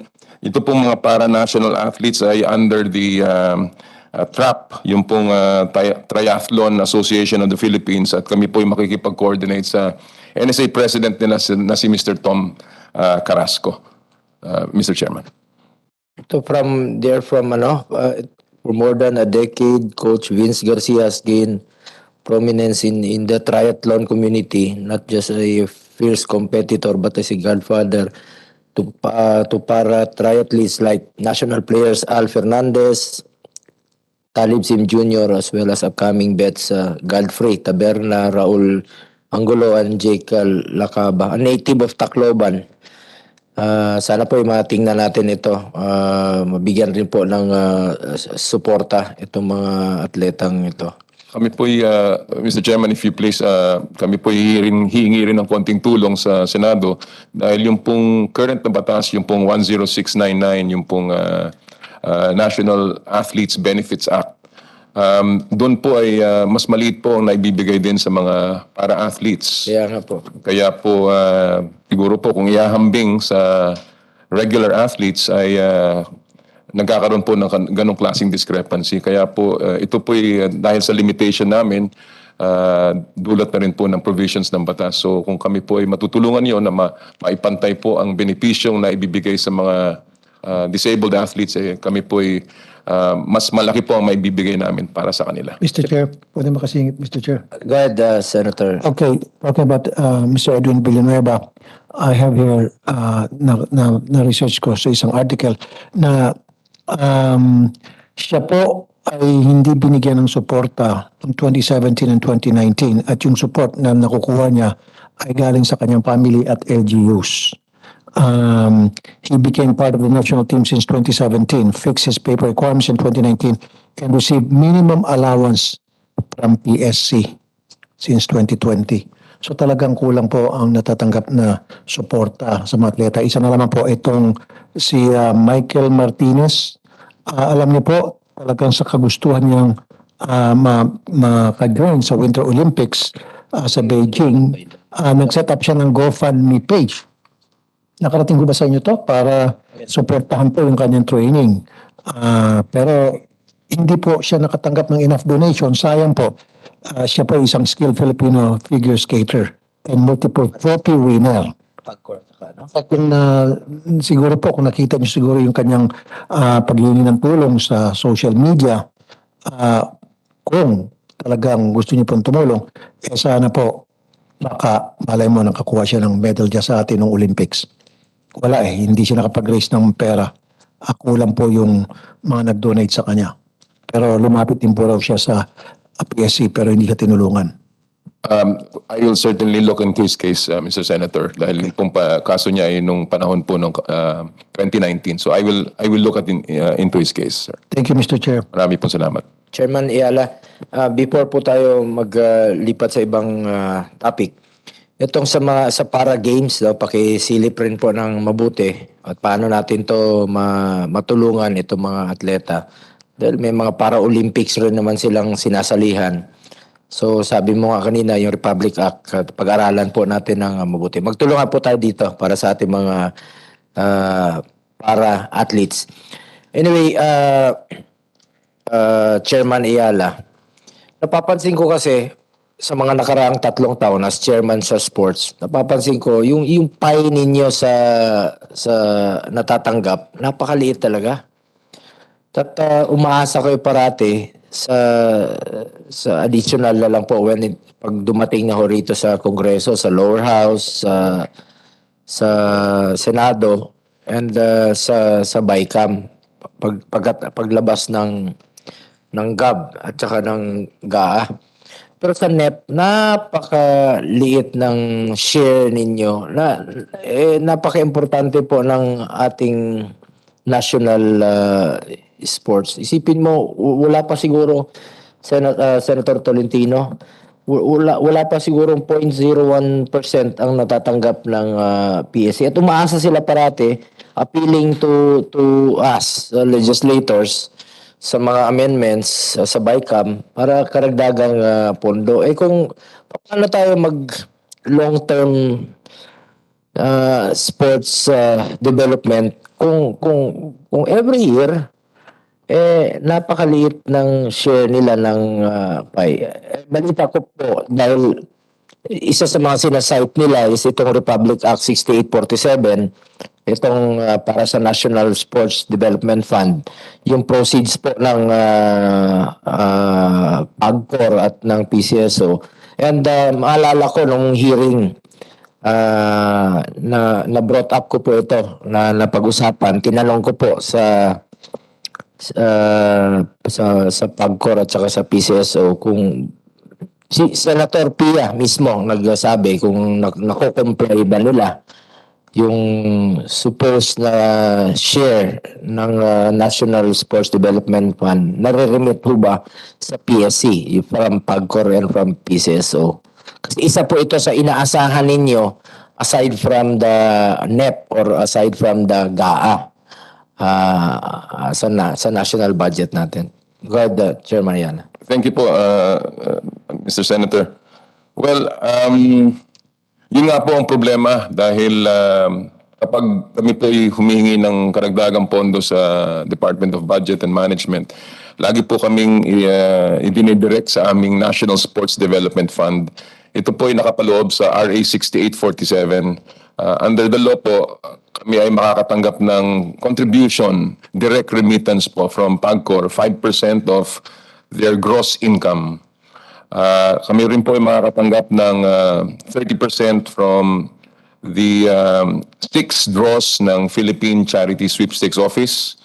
Meron din po kaming share from special races ng Philippine Racing Commission. Meron din po kaming share na 5% ng income from imported equipment. At meron po kami share mula sa PhilPost stamps. Doon po sa 5 additional sources na nakatakda po sa batas, yung pong sa PAGCOR, ang based on the historical computation, ang nakukuha na lang po namin ay 2.3% of the 5%. Dahil po sa interpretation po ng PAGCOR. At kami po ay nakakuha na po ng mga opinion na dapat po ay siguro dagdagan ito dahil mali yata po yung kanilang naging computation. Doon naman po sa PCSO, ang amin pong nakukuha, bumaba na po talaga dahil ang kanilang interpretation, yun daw pong share namin sa lottery, hindi ho kasama ang loto. Hindi rin po kasama, dahil wala na rin pong sweepstakes. As a matter of fact, Mr. Chairman, from a high of about 50 million, regularly po we get about, nung araw po, about 2 million plus. Ngayon po, nakukuha na lang namin sa PCSO is about 170,000. Yun naman pong sa PhilRacom at saka yung pong sa mula sa customs, imbis na po direct remittance sa aming pondo sa NSDF, ito po'y napupunta pa sa National Treasury at tuloy po, nasasama po sa GAA namin. Hindi po ito na-remit sa amin directly. So yung pong space na binibigay, ang tinatawag po nila doon ay SAGF, Special Account General Fund, na 30 million po. Imbis na yun po ay magamit namin sa GA na additional program, budget for programs, dahil yun naman po ay dapat direct remittance sa amin, hindi po nare-remit sa amin directly. So marami nga akong problema dun sa naging funding dapat na additional para sa Philippine Sports Commission. As a final note, Mr. Chairman, kung ihahambing niyo po ang budget ng ibang bansa sa ASEAN, napakalayo po natin. No? There was a study back in 2013 na ang budget po ng Thailand, even ng Singapore at ng Vietnam ay at least 5 billion. Ang PSC po ng panahon na yon ay 186 million. So ganun po ang discrepancy at disparity. And yet, ang ating po mga atleta ay lumalaban para sa bayan. So again, kami po ay dumudulog sa Kongreso kung meron pong paraan para ma-institutionalize ito pong contribution sa National Sports Development Fund. Salamat po, Chairman Ayala. Wala. Okay, good. Mr. Chair. I was about to ask several questions regarding the disbursements circa 2021, 2020, but I was preempted by the answers given by the good chairman that because of the lockdown, the disbursement rate as well as the appropriations were reduced. So my question now is this. Perhaps you can attribute the reduced budget from 761.5 million to 218 million with the non-presentation of the Philippine Sports Development Plan. This was not taken to account by DBM when they crafted the net. Am I correct? That is right, sir. So your request, your paper here, which would show Tier 2 unendorsed by DBM, would not really be aptly termed as unendorsed because DBM has never seen this when they crafted the 2023 NEP. Am I correct in that? Your Honor, meron pong konting na i-present dyan, which is really the Matang Pinoy as well as the Philippine National Games. But the current program of this new board, hindi pa po napresenta sa DBM because we only came in August, sir.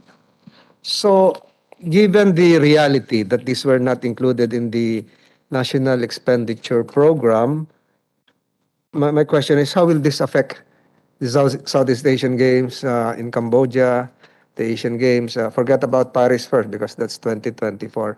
How will this affect the morale, the training, the preparations, and perhaps the results that the people are now expecting from us, from you? It has a big effect, Your Honor, on the participation of our athletes if these requests are not granted because these precisely fund our athletes' participation, training, and development for the big international tournaments that are planned for next year. Once again, if these requests are not granted, then we will have to use our National Sports Development Fund for these items, which will also deplete most of our other programs, including the grassroots programs. So again, malaki pong bagay yan pag hindi po naipasa sapagkat yung ating pong commitments sa international tournaments ay nakakasana and we cannot back out from these competitions. Mr. Chairman, I have been glancing through, browsing all these documents. Correct me if I'm wrong, Mr. Chairman. I'm referring you as Mr. Chairman of the PSC, but my real chairman here is Chairman Bongo of this committee. Tier 2 projects, if we reduce it into two, your wish list, would you say that Batang Pinoy, which would cost 300 million, and the Philippine National Games, which would cost 180 million in your Tier 2 project can be termed as non-negotiable? Well, yes, Your Honor, because these are very grassroots. part of the grassroots program, Your Honor. And then for your request for additional funding support for 2023, I would say that, and correct me if I'm wrong, that the preparation, training, and participation for the Southeast Asian Games costing 250 million, as well as the preparation, training, and participation for the Asian Games. When will be the Asian Games? The Asian Games will be next year also. Next year, Your Honor. would be non-negotiable as well. Yes, Your Honor. So that would be 350 million. Yes, Your Honor. So 350 million plus 300 million for Batang Pinoy, which can be further reduced, and the Philippine National Games, that's 480 million. 350 plus 480 would total how much? 830 million. Would it be accurate to say that if we add the 830 million, Philippine sports will be competitive this year and next year? Yes, Your Honor. Mr. Chairman, I think if this committee would reallocate and readjust the budget, the 830 million would be a ballpark figure that would more or less address some of the pressing concerns of the PSC. Hindi lang po nababangkit dito na though they have a reduced budget from 456 billion to 218 million plus plus, there are some externalities which would jack up your budget. For instance, there is a soon to be completed modern sports stadium in Candon, Ilocos Sur. World class. If you look at your cell phones, look at the Candon Sports Complex, world class. Ang ganda, sir. You can utilize that. World class, air condition. Parang spaceship na naglanding. Oh, tingnan niyo sa website ninyo, world class. And you can also take a look at the almost finished or finished, soon to be inaugurated, Dasmariñas City Cavite Sports Stadium. World class. Not funded by the national government. And I was informed by the good mayor of Cebu City the other day. I'm not so sure if this is already completed. Another world class, as big as Mall of Asia, built by the Ayala Group in Cebu City. In Cebu, world class also. So, all of this, tatlo lang yung nakalista ko sa akin. All of this, sans government intervention, sans PSC budget appropriations were completed and will soon be inaugurated. What they only need right now are athletes. They have the sports centers and complexes. What they need now are athletes and events. So, hindi po natin masasabi na kawawang-kawawa naman yung sports natin kasi kulang sa mga ganitong infrastruktura. Atleta na lang po at programa ang kailangan. I heard to names projects, Duyang ka ng Magiting, another project, what was that again? Gintong laban, Your Honor. Pwede siguro, isa na lang. Para hindi na nakakalito. Alam mo, yung mga pangalan po, nakakalito rin. Galing ako doon sa isang hearing, ang pinag-uusapan, Office of the Press Secretary, OPS. Tapos, iba pa pala yung Office of the Presidential Spokesperson. OPS din yun. Yung isa na-abolish, so nakakalito. So, siguro, kung ang model nyo ay yung project din tong alay, just choose one name. Para alam nung tao ano ba yung hinahangad natin kasi tama rin yung ginto, gold medal yung hinahabol natin. But I assure you, Mr. Chairman, that there are other LGUs helping. The reason why I'm raising this is that perhaps there is now a need for the Philippine Sports Commission to tie up with the various local government units. The LGUs, they have the sports facilities. The LGUs, they have the budget. The LGUs, they have the athletes. Untapped, unknown. Kagaya ng sinasabi ni Senator Tulfo, Mr. Martinez is from Muntinlupa. Wala namang yelo sa Muntinlupa, pero skating, Winter Olympics sumali. So I think if you will really seek to achieve your long-term development plan, which you call Philippine Sports Development Plan 2022-2028, engage the local government units. Nasa kanila po manggagaling yung mga susunod na Junmar Fajardo ng Cebu. Ngayon nga, meron tayong, Sir Ricky Vargas, meron tayong Twin Towers from Gensan. From General Santos City, isang 7'2" at isang 6'9". Center, marunong mag-dribble. Doon, sa may Sarangani. Ayaw na nila siguro mag-boxing, basketball na ngayon. Ang tatangkad. So I think it behooves on your committee now, that commission that now that you're at the helm, to really tie up with the LGUs. Sa mga NSAs naman, ako po NSA, siguro po, Mr. Iroy, wag natin pahirapan yung mga NSA sa mga request nila, lalo na sa mga reimbursement. Hirap na rin yung mga NSA. Kaya po yung iba, kanya-kanya na lang. Kanya-kanya na lang. You should take note of that. I hope you understand what I mean. So, Mr. Chairman, Yun lamang po, kung kailangan mag-increase, I think the increase would be within the vicinity of 830 million. And the last point, Mr. Chairman, I heard you speaking in whispered tone during our elevator ride a few hours ago that there seems to be a financial problem regarding our hosting of the FIBA. Parang ganun ang sinasabi. Ang alam ko po rito, correct me again if I'm wrong, what I heard is that the forthcoming World Cup is a tripartite undertaking involving Indonesia, the Philippines, and Japan. So, kung may problema tayo, siguro pwedeng tumulong din yung dalawa. Tumulong si Jakarta at si Tokyo. Di ba? Kasi isang ano po yan, sir, tatlong bayan po yan. Tatlong bansa na magtutulungan. If I'm wrong,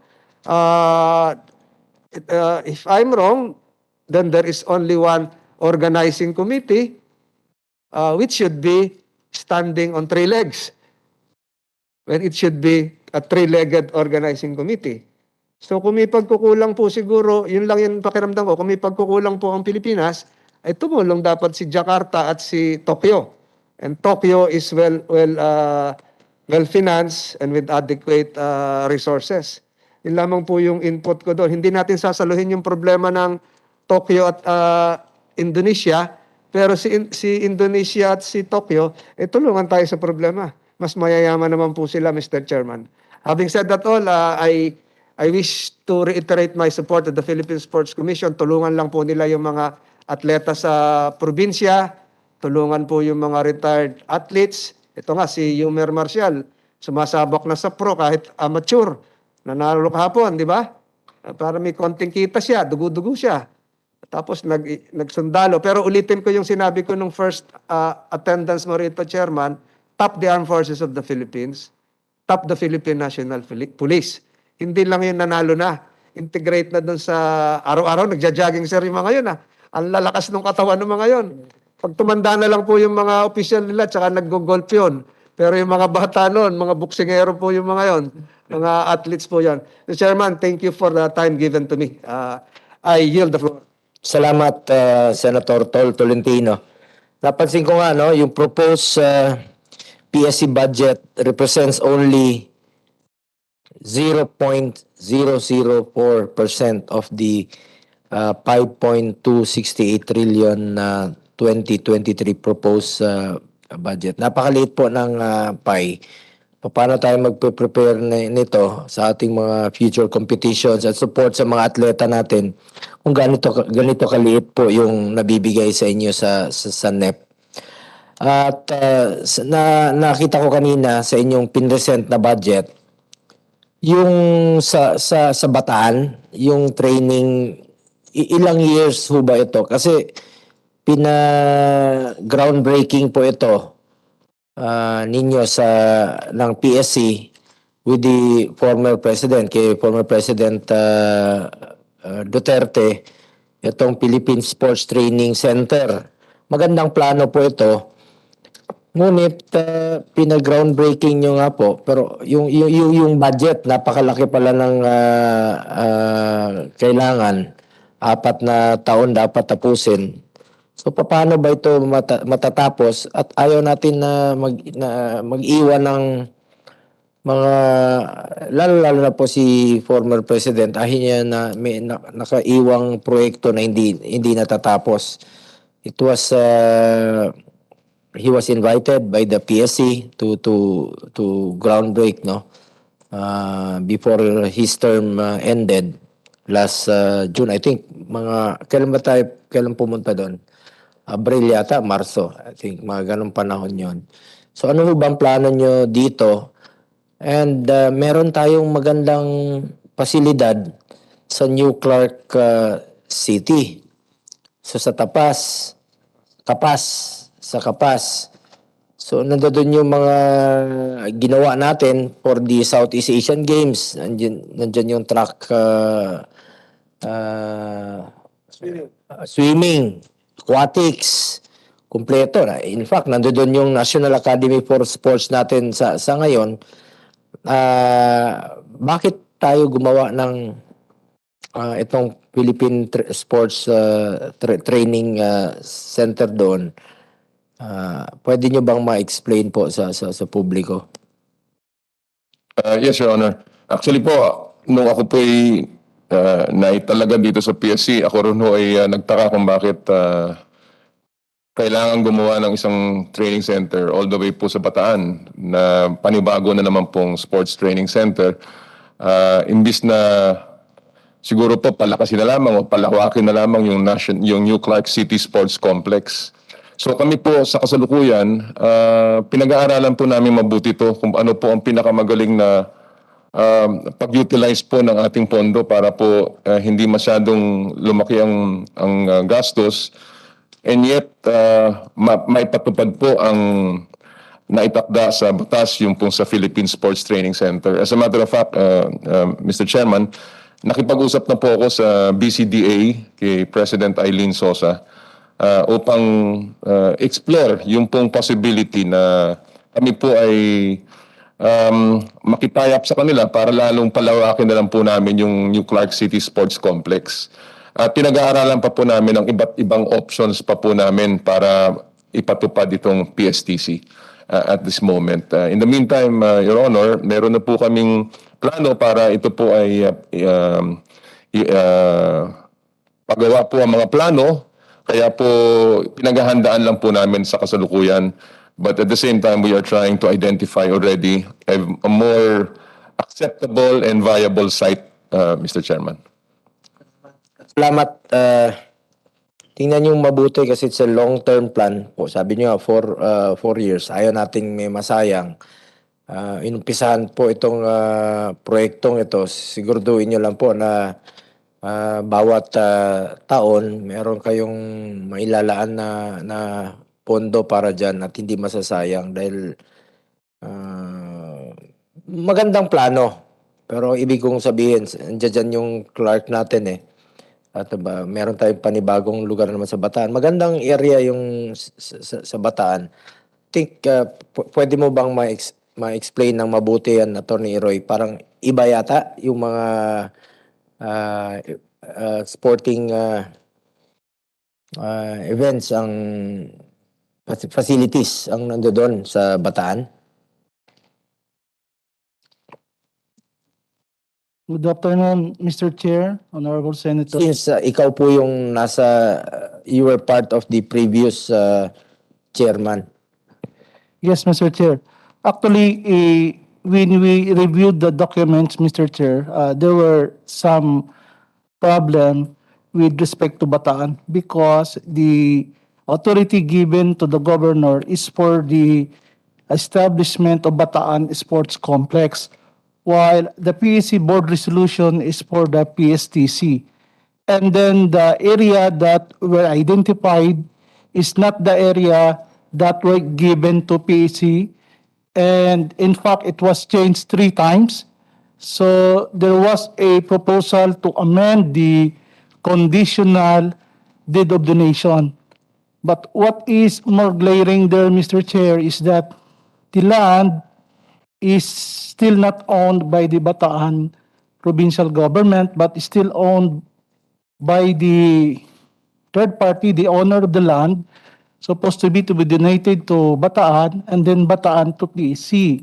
So there was another concern on our part when we reviewed the document, because there are conditions that if after how many years there are no structures, it will be reverted back to the owner. And then there's also a provisions that it should be finished within 3 years by 2025. But that is our concern, Mr. Chair, because as I'm making a report to the new chairman, that was really some of the problem that we encountered, because at that time, Mr. Chair, I was not part of the technical working group that were coordinating with Bataan provincial government, but it was the former senior executive assistant who lead the team in coordinating and making negotiations with the Bataan provincial government, Mr. Chair.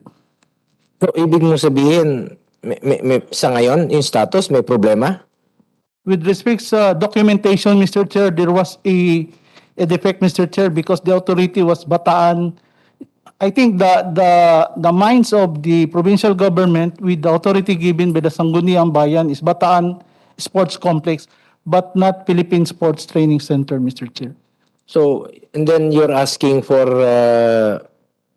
additional budget para sa infrastructure dito?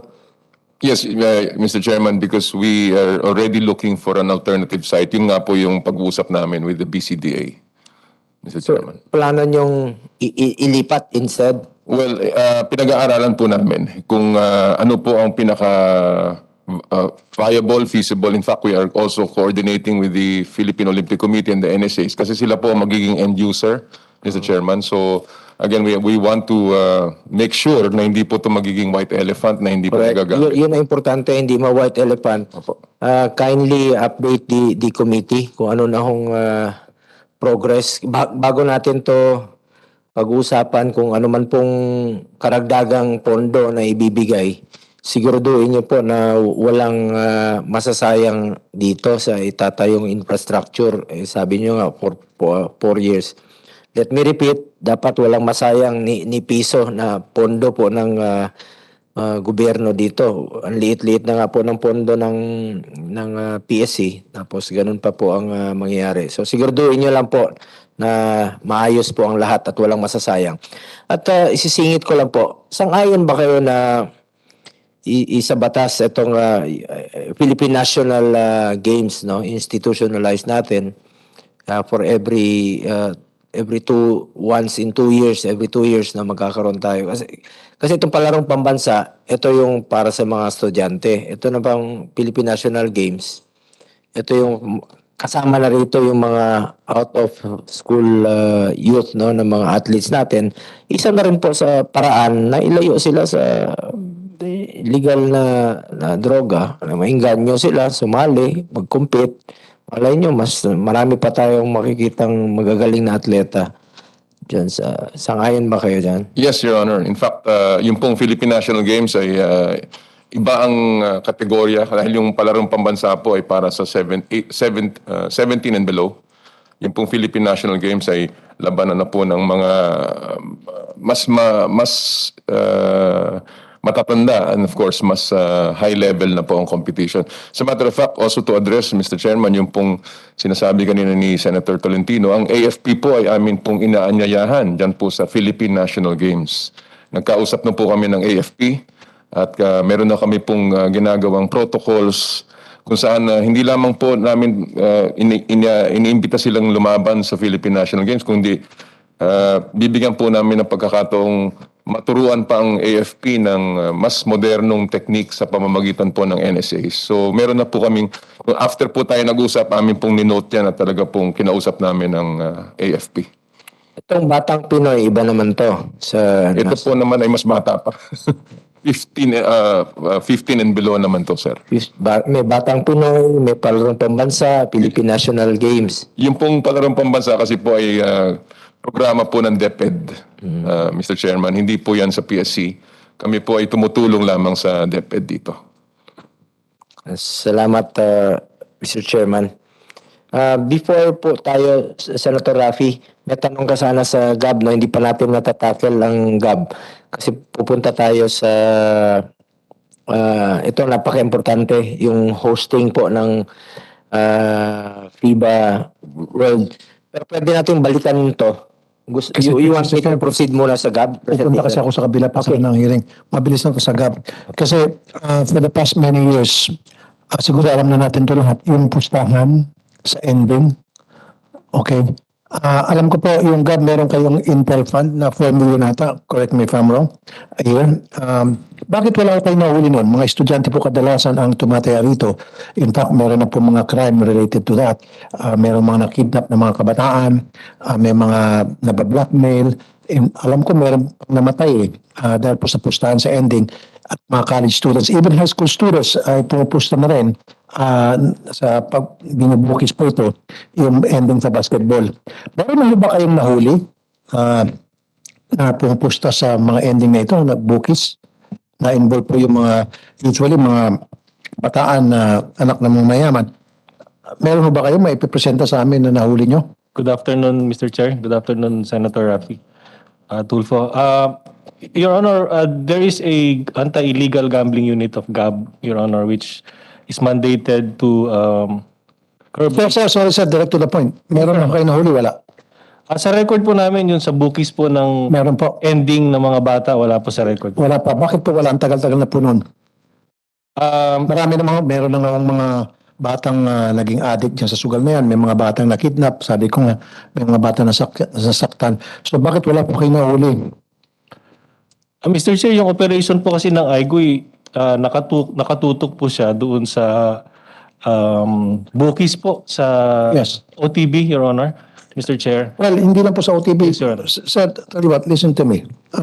Kung gusto niyo po talaga with your Intel Fund, pwede naman kayong tinatawag na entrapment operation. So meron sa inyo magpapanggap na mananaya, kunyari, pupunta yung mga big time na kumukolekta ng taya, yung nagpapabukis, magpapanggap kayo ng mananaya, and then pagdating sa time na magpapalitan ng pera, di pupusasan nyo. Pero hindi nyo po ginagawa yun. Why?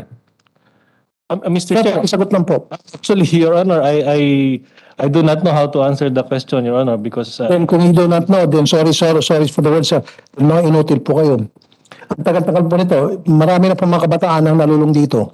High school and college students. Wala, minsan pa po, wala pa kayong press release na nahuli kayo. Ito ang nagbubukis ng ending at by the millions at marami ng batang nasira. Ito nahuli na namin ngayon, itong promotor o itong sindikato, etc. Pero wala, sir eh.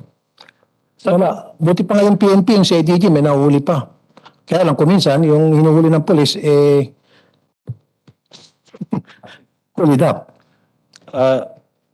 Your Honor, Pero sir, talaga, no, whatever reason you're gonna give me, hindi ubra sa akin yan. Kasi po, I've been observing nung broadcaster pa po ako. In fact, binanatan ko na po kayong Gabs, I think 8 years ago, 7 years ago na sabi ko itong mga taga-Gabs, inutil, walang ginagawa. Hindi nanguhuli ng mga illegal bookies, hindi umuli ng yung mga tupada, kasama pata sa inyo yung tupada. yes, Your Honor. Wala kayong hinuhuling tupada. Wala pa ako nabalitaan na yung natutupada dyan, ni-raid ng mga taga-Gabs. Wala, puro CIDG. Kuminsan, pati mga barangay tanod, nagkikiraid na rin. Nandun yung barangay tanod, God damn. Pero yung Gabs, nasaan? Actually, Mr. Chair, kasama po kami dyan sa pag-raid ng mga tupada. No, sir. No, sir. Every time may mga raid na tupada, tinatawagan ko po yung mga polis, sino-sino mga kasama nyo. Never po binabanggit yung Gab. Wala. Sorry to hear that, Mr. Chair, but actually, we are always in coordination with the CIDG, with the PNP. Well, kung yung coordination po kayo, dapat kasama kayo sa pag-raid para nang sa gayon, yung pong raid na yun, hindi po maging hulid up. Kasi in some cases, kung talagang totoo, kayo po nag-coordinate sa PNP, nangyari po naging hulid up imbis na huli yung mga nagsusugal, piniperahan lang, hindi pinakakawalan. Pero kung nandun kayong GAB, hindi naging maayos anong hulihan. Kung talagang totoo, nandun kayo.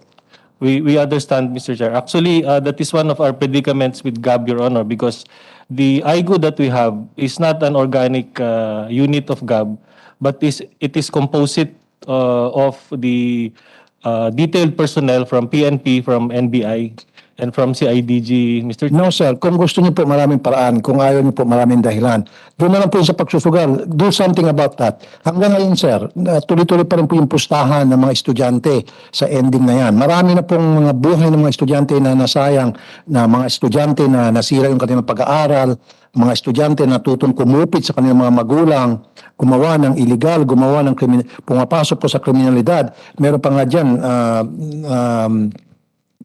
natatraffic na, naging prostitute, mga lalaking pinoprostitute nila sarili nila sa mga gay bars para lamang kumita, diba? Para kumita lamang, pampusta dyan po sa ending na yan. And yet, for so many years, GAB is not doing SHIT.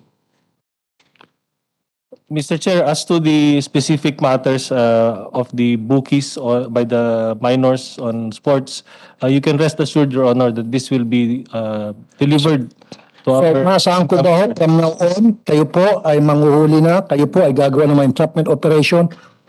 Alam niyo naman po siguro kung paano po gumawa ng entrapment operation. Kung ayaw niyo po, kung hindi ko kayo marunong yan, may kaibigan po ako dyan tanod, tuturuan kayo. You can have my assurance, Mr. Chair, that we will relay it to our incoming board who has the authority to hire and to use the aforementioned intelligence fund, Mr. Chair. Kasi sir, kapag in the next few months, wala po kayo nahuli at mga tupada, hindi kayo kasama sa raid at puro pulis lang, then will it be safe enough to tell you na kayong lahat yan sa GAB ay inutil, therefore isa-isa kayo magsi-resign? Is it safe to say that? I'll give you a few months. Let's say 5 months. Siguro 5 months enough na yan. So in 5 months, show me something like an accomplishment na meron po kayo nagawa dyan sa GAB about this illegal gambling.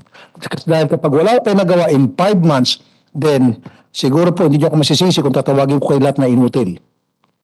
Yes, Your Honor, that is safe to say. Because Thank you. Yes, So you're taking my challenge. in fact, Your Honor, even up to the end of the term of our former board, we have data on the arrests that have been made.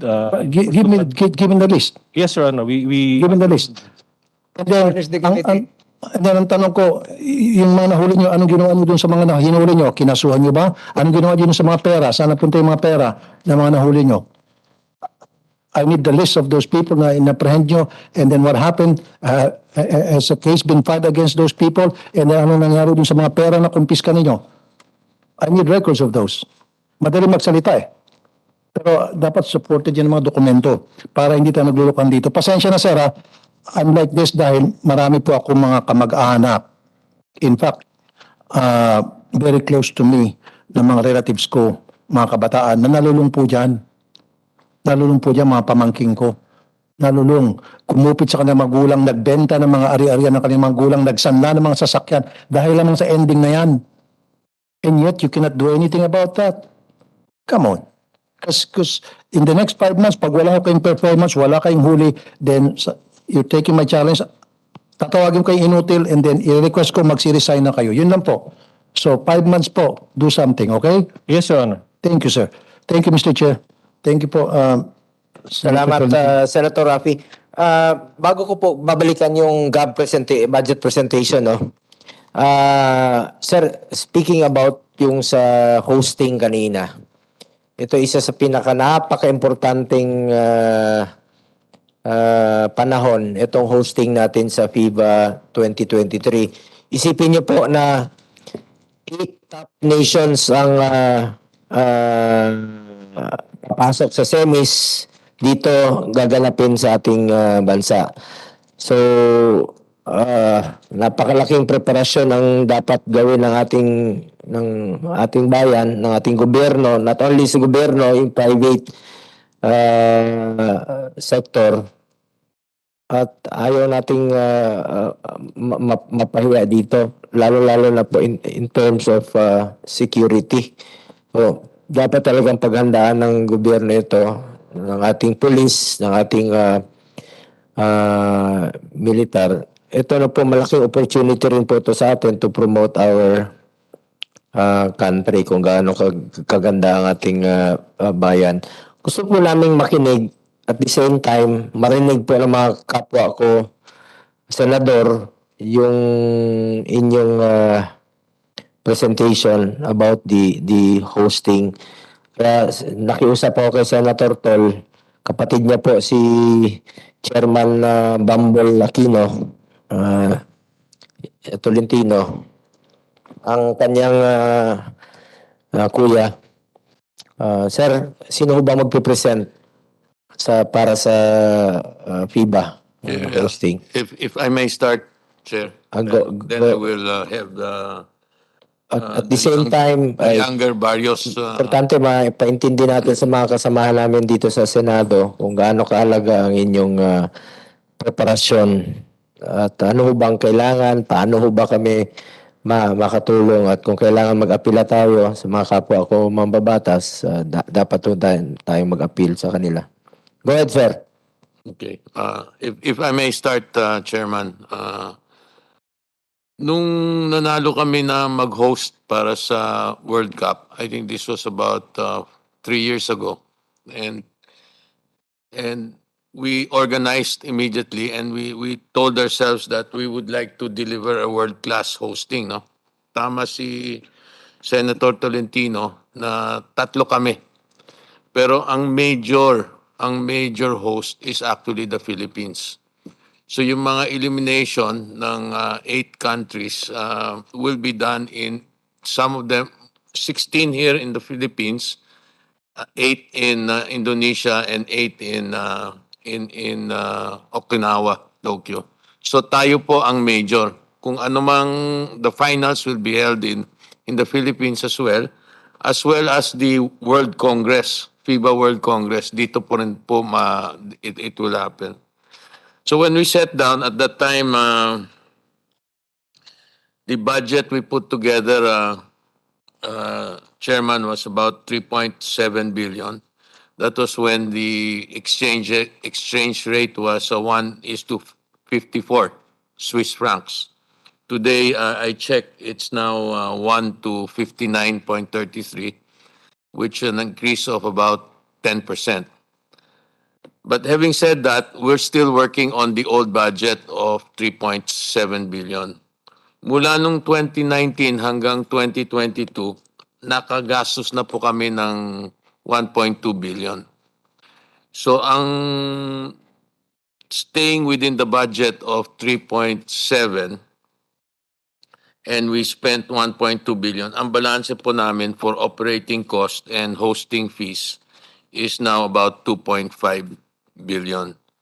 We are seeking the help of government in a way where we think that there will be values for what money they will give us in terms of values that we will explain later on that will redound to the economy as well, no? So ang normal contribution ng ratio ng government and public sector sharing in cost expense, we'd like to keep it at the benchmark of 60-40, where the private sector will shoulder 60% of the total cost, and we seek help of 40% for the government and other institutions, no? And that would amount to about 1.5 billion that we seek a budget for, and to be disposed of by the PSC. There is value to the 1.5 billion, Mr. Chairman, and I would like to ask my colleague, the younger Barrios, to share with you some of the values that will return to the Philippines in terms of revenues and improve the economy for tourism. So, if you may, Mr. Chairman, pwede ko bang... Go ahead, Thank you. Joseph. Good afternoon po. Good afternoon po to the honorable Chairman Bongo, Senator Francis Tolentino, Senator Pia Cayetano, and earlier Senator Rafi Tulfo. So, just like Vice President Ricky Vargas mentioned, there is really benefits to the hosting of the World Cup to the Philippines. Earlier, it was mentioned during during this hearing that the World Cup should really benefit the Filipino people. And in as much that the World Cup will bring prestige to us as a nation, because this is one of those events that will be, it's a legacy event. It's as big as the Olympics, as big as the FIFA World Cup, and for basketball, it's the FIBA World Cup. That's why it's held only every 4 years. And this will be actually the first big major event, I believe, for sports that will happen after the pandemic, in which the entire world will actually be looking at us. So allow me to show some data, to share with you some data. I believe it was also shared previously in the past hearing regarding the past two hostings. So in 2014 for Spain, the hosting was held in 4 cities. There was an estimated direct economic impact of approximately 7.6 billion pesos. This study was done by Deloitte. And in 2019, the China hosting, which took place in 8 cities, there was also a direct economic impact of 9.7 billion pesos as studied by PricewaterhouseCoopers. So there is really a financial economic impact. Of course, hopefully the three host nations, including the Philippines, could match or even exceed these numbers from the past hostings.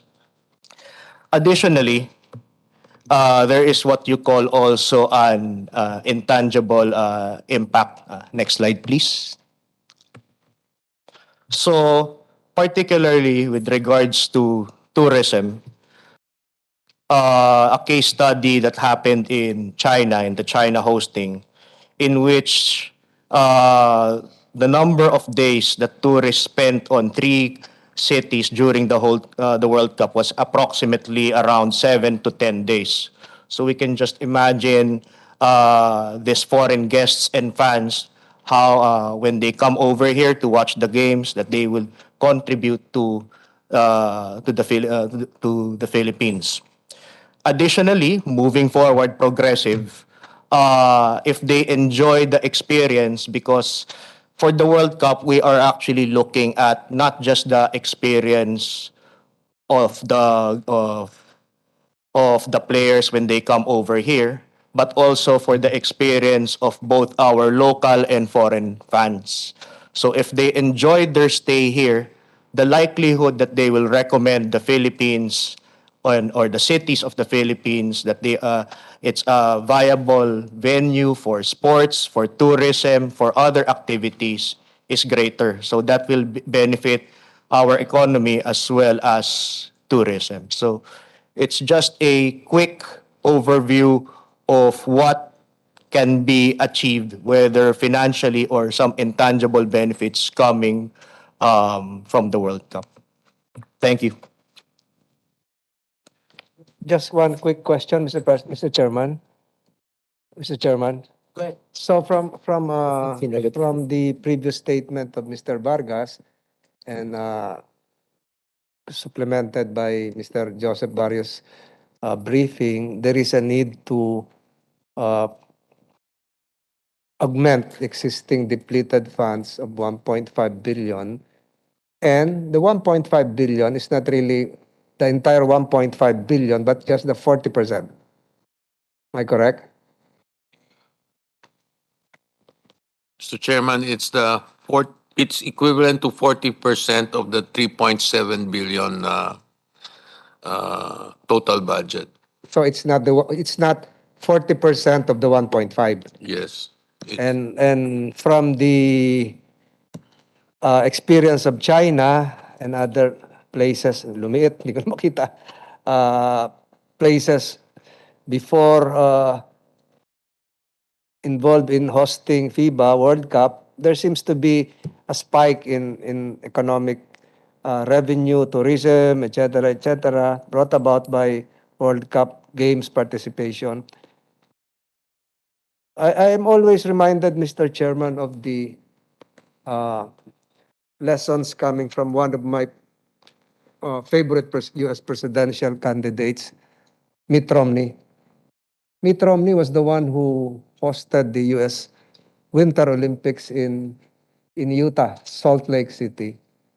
And Mitt Romney was able to do this alone without, I'm not saying that we back off, without government, U.S. federal government intervention, even state of Utah, but utilizing all his business acumen.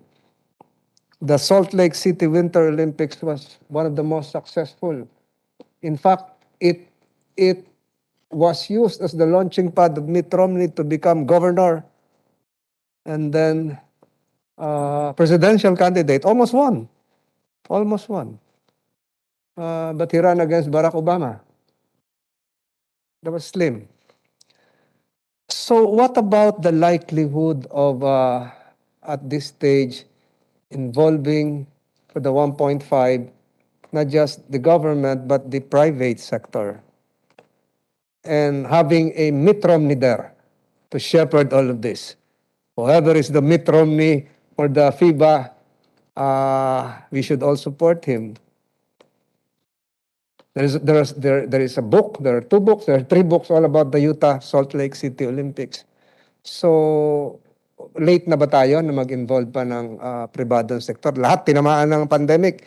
Ang ekonomiya, ang pribadong sektor, hindi lang pribadong sektor, pati pamahalaan. Hirap na hirap din ang pamahalaan. So, how do we blend government support? Of course, the 2.5 billion came from the private sector. That's right. So we're now talking of the 1.5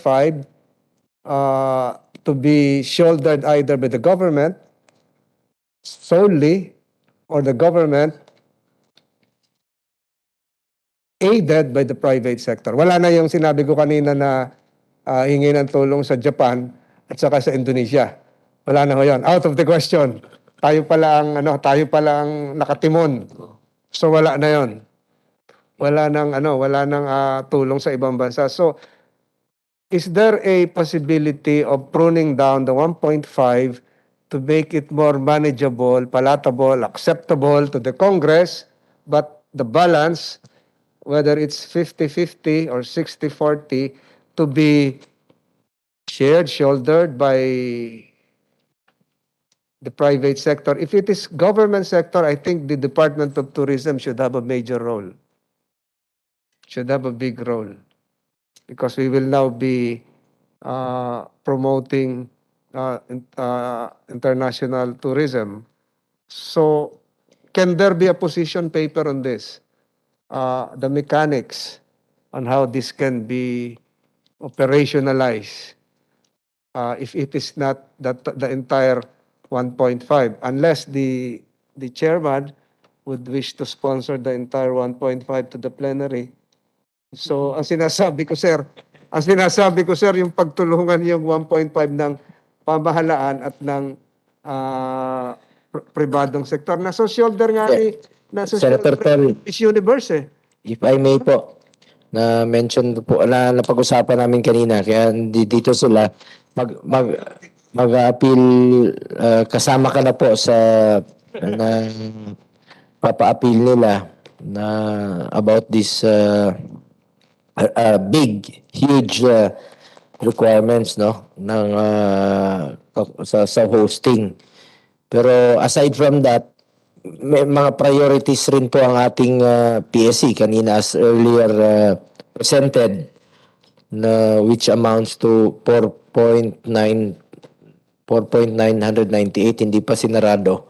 Parang ito yung style ng yung proposal ng yung presyo ng sa department store, yung SRP, yung 99.9 para hindi mapataas tingnan. So, dinala sa PSC itong SRP.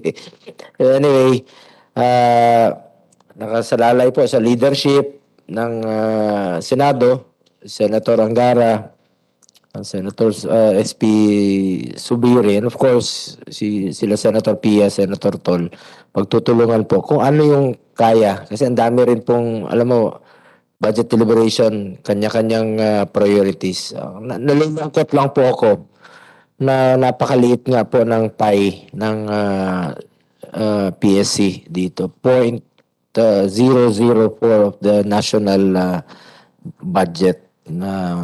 So, napakaliit talaga. Dapat sa NEP pa lang, may kaukulang share na po kayo ng pondo ang PSC.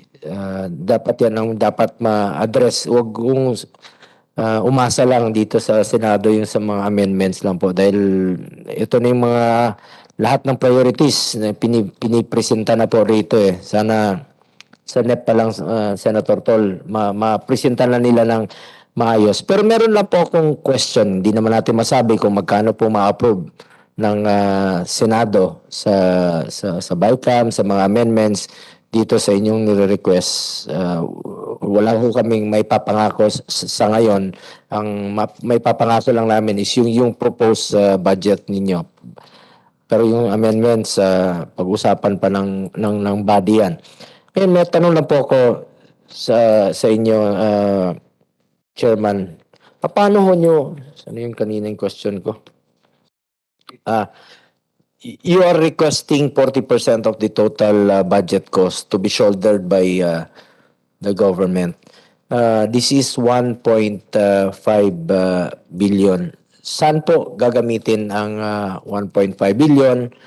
What specific activities or services, saan po mapupunta ang pondo nito? Kung sakasakali man, hindi ko sinasabing yan ang maibibigay. O 50 million man yan, 100 million, saan po mapupunta yung itutulong ho ng gobyerno? Salamat for that question. I was about to say that the money will go back to the economy of the Philippines. Gagamitin po yan sa operating cost, pangbayad ng hotel, pangbayad ng transportation, pangbayad ng security, pangbayad ng stay ng lahat ng mga atleta. So this will all go back to the economy. Also to pay for volunteers who will help us in this endeavor, including transportation po.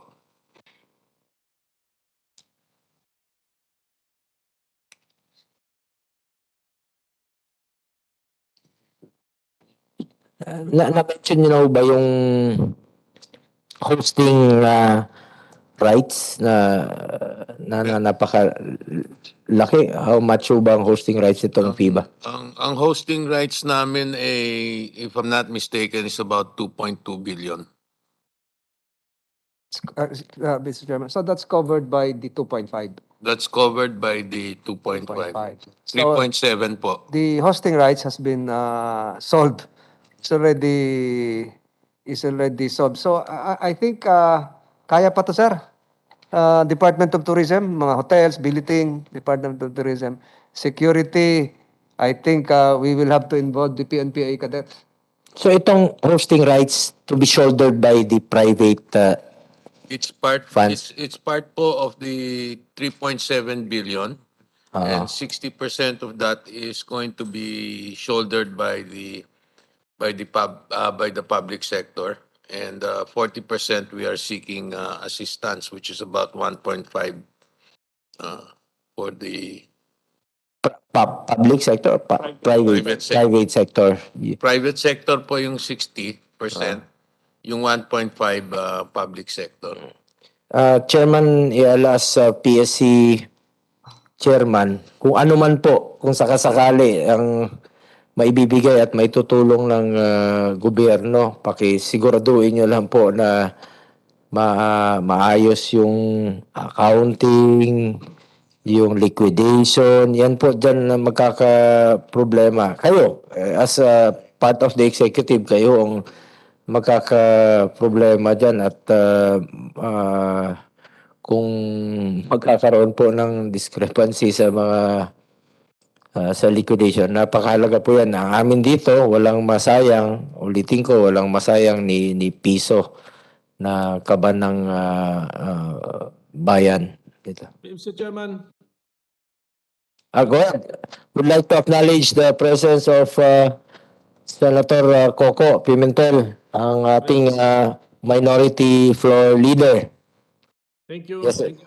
Thank you, Mr. Chairman. Sorry, na-late ako. Kaya nga ako nagugulat ngayon kasi handa ako na ang pag-usapan natin is GAB. Ang budget niya 156 plus million.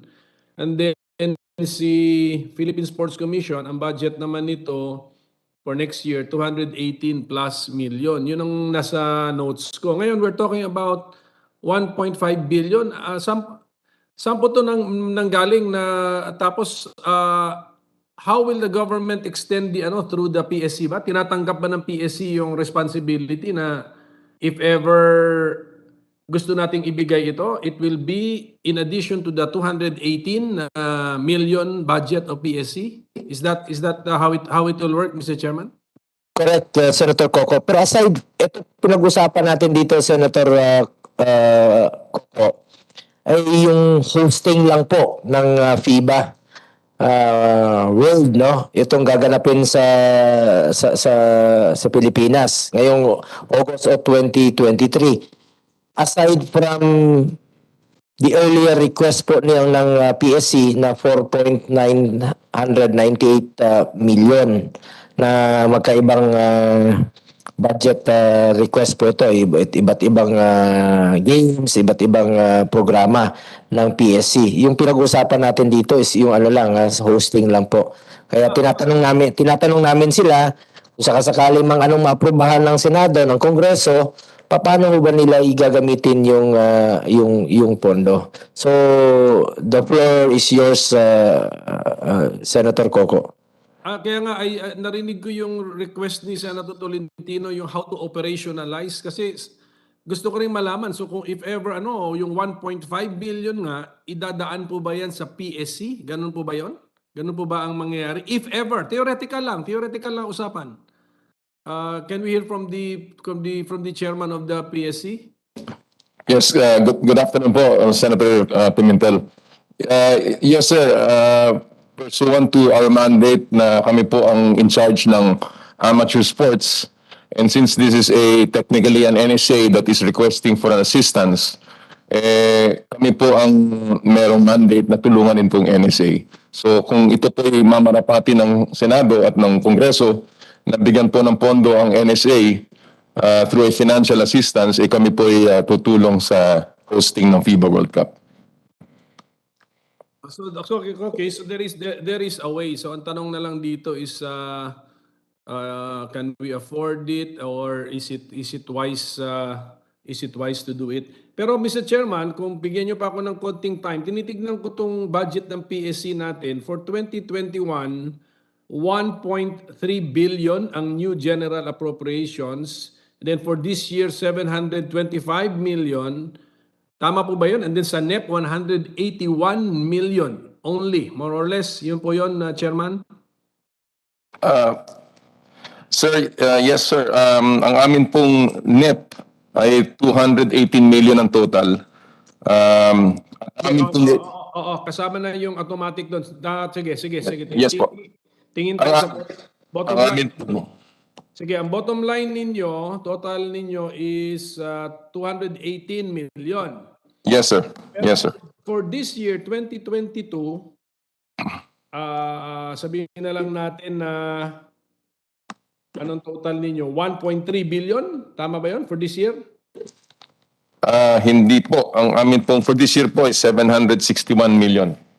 Okay, kasi meron lang kayo, may continuing appropriations lang kayo. Okay, so and then for the year before, last year, ay magkano? Can you just give me the year before po, sir, it was 1.3 billion. Yun po ang aming... Sige, so we could see ang trend is pababa, di ba? Ang trending pababa. Na-late lang kasi ako, Chairman. In short lang, can we mention why? What was the justification? Bakit mataas yung 2021 and then mas mataas si 2022 sa 2023? Ano lang yung facts, historical, what happened in 2021 and what happened in 2022? Yes, Your Honor. Very simple lang po. This was again, yung po natanggap namin includes insertions from the BICAM. Dahil po nagkaroon po ng iba't ibang international competitions that our national teams joined. Yan po ang aming hiniling nung panahon na yon, including the Tokyo Olympics na lumaban po tayo and other international competitions. So ito po rin ay aming hinihiling dun sa aming budget request. Okay, so it is for the participation of our athletes in international events. Itong FIBA, we are the ones hosting an international event, di ba? So That is right, Your Honor. So mas mabigat na reason yun because there is now the argument na the amount to be spent will come back into our economy, di ba? To prime and contribute to our economy. Yun po yata ang isang justification na narinig ko kanina. That is right, Your Honor. Siguro ang question ko lang, Mr. Chairman, is the PSC, since hindi to kasama itong 1.5, hindi nyo sinama sa 4 point something yata ninyo na wish list ninyo. So are you endorsing this 1.5 request? Well, Your Honor, yes, hindi po namin alam yung actual amount na hinihiling. Ngayon po namin natanggap ito. But we are willing to assist the SBP dahil sila po ay aming NSA in the hosting of the FIBA World Cup. So, yeah, parehas lang pala tayo, Mr. Chairman. Kaya nga ako napatanong kasi nagulat ako, wala sa notes ko ito 1.5 billion request. So at least it's now out in the open. So pag-usapan na lang po namin yung merito, the merit of government, people's money being spent for the hosting of a prestigious international event of a sport which we are addicted to, and which event can bring focus and attention to our country. One of the three, ang pagkaintindi ko one of the three which will host. And then not only that, ang justification na narinig ko kanina, the money to be spent will circulate into the local economy and spur even more spending into our economy. Tama po ba yan, Mr. Chairman? One of the three tayo hosts? Yes, Your Honor. Yes, we are. Tayo po kasama ng Japan at saka ng Indonesia, Your Honor. Sige po. So medyo, yun lang po, Mr. Chairman, nagulat lang po ako na may bago tayong pinag-usapan. Wala po sa notes ko. Sa paghahanda namin sa hearing na to kahapon, hindi po nabanggit itong 1.5 billion na ito. Kaya ako po yung nagulat lang. Kaya po ako napatanong ng konting detalye. Salamat po, Mr. Chairman. Thank you, Your Honor. Salamat, Senator Coco. Meron ka pang tanong, Senator Coco, about the hosting? Wala na po. Wala na sa hosting. Siguro titignan ko na lang, Mr. Chairman, yung wish list nitong dalawang ahensya kasi nga na-late din ako pag and then well, anyway, narinig naman kita, sir. Sabi mo talagang yung limited fiscal natin, space natin, at saka nagko-compete kasi ngayon sa basic needs ng tao yun po ang ating yun po sa policy question sa atin the basic needs of our people versus some activities which are theoretically also sound or wise to spend on kasi babalik din ultimately sa taong bayan. Pero yun na nga yun, mas matagal yun dahil babalik pa sa benepisyo ng taong bayan. Ngayon ang wini-weigh po namin is yung direct benepisyo sa taong bayan at saka yung mga activities na may time lag. Yung benepisyo sa taong bayan ay babalik pa po sa kanila. So I join you with that observation, Mr. Chairman, as sinabi niyo po kanina. Thank you, sir. Thank you, sir. Actually, Senator Coco, our minority floor leader, siya yung number one fiscalizer dito. Yung atin naman po, dahil once in a lifetime nga po ito na opportunity to host, no? Baka hindi na natin maabutan sa ating in the next 30 years itong hosting na ito. Wala na tayo sa mundong ito. So ito na yung pagkakataon na to promote, to witness the once in a lifetime hosting of FIBA World.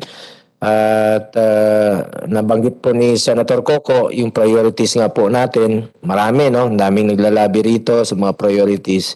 Importante sa atin is yung mga mahihirap, no? At malaking bagay rin po yung return of investment, lalong-lalo na po sa turismo, yung return sa ating bayan. Kami naman po rito, wini-weigh namin lahat kung ano po yung mga benepisyo sa lahat, lalong-lalo na po sa mga kababayan nating mahirap at walang magutom.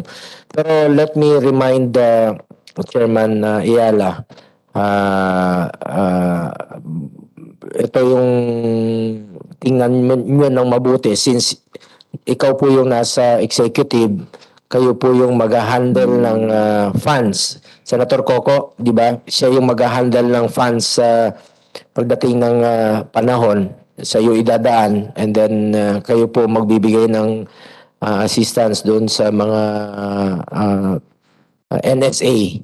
So tingnan nyo pong ng mabuti na maayos lahat, yung liquidation, yung paano yung disbursement, at hindi po ikaw ang mababalikan someday. So I'm sure you're a lawyer. Ang importante rito, ang amin lang is as legislator, aprobahan lang po namin ito. Pero hindi po kami nagkulang sa paalala na bawat sentimo, bawat piso na pondo po ng gobyerno ay walang masasayang. Yes po, Chairman. As a matter of fact, sabi nga ho nung kung ito ho ihahambing sa agony in the garden, kung pwede ho hindi namin makuha itong cruise na to, wag na sana. Pero kahiyaan na yata ho to ng ating bayan, kaya kami ho ay handa naman sumuporta. But we've already requested very close coordination with the local organizing committee, Mr. Chairman. Mr. Chairman, Thank you. If I may end. Go ahead, Vice President Vargas, sir. Mr. Chairman, other than the pride of hosting and the economic benefit that we see in this hosting of this World FIBA basketball tournament, there's something that is not visible. And that I think because we're a basketball-loving country, there is a happiness quotient that we need in this country that will bring it up. And I tell you, when we host, when that quotient is very high, you have a very motivated country and very proud people that we can do it. Oo nga, Vice President Vargas, hindi nababayaran ng kahit anuman ang kasiyahan na may dudulot nito sa ating mga kababayan. Lalo-lalo na po na nasa panahon pa tayo ng krisis sa pandemya sa ngayon. Konting kaligayahan lang po sa mga kababayan natin. Napakalaking bagay na po noon. So we're here to help, to support sa abot po ng aming makakaya. Anyway, pwede na tayong mag-proceed to our next budget presentation. We shall now hear the presentation of the Games and Amusement Board. Good afternoon, Mr. Chairman, the Honorable Senator Bongo. Good afternoon to the Honorable Senator Coco Pimentel, who is online with us. Mr. Chair, before we proceed, we'd like to thank the Chairman, together with the Senate Majority Floor Leader, Senator Joel Villanueva and Senator Tol Tolentino, for their continuous personal, financial, moral, and legislative support to the Games and Amusements Board. The Games and Amusements Board exercises, very briefly, Your Honor, the regulatory and supervisory mandate over boxing and professional boxing and contact sports, professional sports and other professional games like basketball, volleyball, and the like, international derbies, the betting aspect of horse racing, and also the aforementioned task of curbing the proliferation of illegal gambling in professional sports and amusement games. For the latter, and for the record, Mr. Chair, the mandate of anti-illegal gambling of GAB is in coordination with the Philippine National Police, the National Bureau of Investigation, and all the other law enforcement agencies. The IGU being a ad hoc task force created by the Office of the President during the time of President Ramos and President Corazon Aquino. The budget for 2023 of the Games and Amusements Board, Mr. Chair, amounts to 156.6 million pesos as per NEP. This consists of 89.1 million for personal services and 67.5 million for MOOE. The highlights and the salient features of these items are as follows. We have 143 field positions, which will cost us 85.7 million. And all the other personnel services items, we also have a recurring MOE of 58 million and another 9.5 million in the SAGF, or the special account in the general fund. For the information of the Honorable Committee, the comparative budget of GAB are as follows. In 2021, we had a 160.6 million budget. The year thereafter, we have 158.9. And now there's a reduction in our NEP in the amount of 2.3 million, hence the 156.6 million proposed budget of the Games and Amusements Board. As to the original budget proposal of GAB versus the NEP, we have a variance of 1 million, Your Honor, because our proposed budget was 157.6. And this was adjusted due to changes in our personnel services and the removal of all capital outlay in our proposal. Not that the proposal for capital outlay is that big, Your Honor, because it's only 3.4 million, consisting of the procurement of various ICT equipment and the procurement of 3 air conditioning units. These were not approved in the NEP, and we are going to live by it, Your Honor, because as per our study, we can, at least for this ensuing year, we can live without the said ICT equipment and air conditioning units, Your Honor. As to our budget utilization for the past 3 years, in 2020, we had an 84% utilization. In 2021, we had 81%. And as of September 30 of this year, we have already 63%. So based on our projections, we will be able to submit a budget utilization figure of around 90% by the end of the year, Your Honor. As for our income for the past 4 years, Mr. Chair, we started before the pandemic with a 22.9 collection in terms of permits and licenses. Understandably, this dipped down to 8 million during the pandemic in 2020. We started bouncing back in the next year. We had a 9.7 million collection. And as of now, we are glad to report, Your Honor, that we already had a 17.6 million collection, which to us is an indicator of the slow but very inspiring comeback of professional sports in the country. By way of report, Mr. Chair, we'd like to share to the Honorable Committee that in the past months, especially during the tenure of our chairman, Mr. Bahamitra, we were able to renew the GAB DOH MOA Memorandum of Agreement for the free medical and neurological services for our boxers and other professional contact sports athletes. We were also able to bring into the fold certain additional professional sports leagues. In fact, insofar as basketball is concerned, we already have 11 leagues, including the PBA. And of note, the newly accredited professional sports leagues are MPBL, or the Maharlika Pilipinas Basketball League. We have the Pilipinas Super League, the Filipino Basketball League, and the new accredited entity, the EASL, East Asia Super League, which involves foreign teams in a home and away format, which are about to operationalize in the next few months. Your Honor, we would like to emphasize also that one of our proud achievements is the purchase of hematoma machines used for boxing and other contact sports events, which we'd like to mention also that this was part of the insertion and favorable endorsement of the Honorable Chairman, Senator Bongo, back in 2021.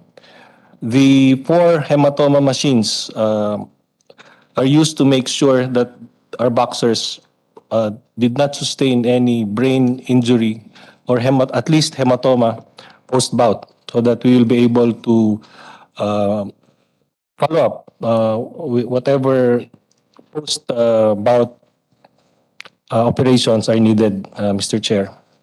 Also, through the help of the Honorable Committee on Sports and this Honorable Committee, we also were able to establish the GAB Emergency Response Team with the purchase of 3 ambulances, which will be distributed to the different regional offices of GAB in the in the Visayas and Mindanao. Next slide, please. We are also, Your Honor, proud to report that we have already launched the GAB Box Race, or the GAB Boxing and Other Contact Sports Records Information System, which is akin to the famous BoxRec.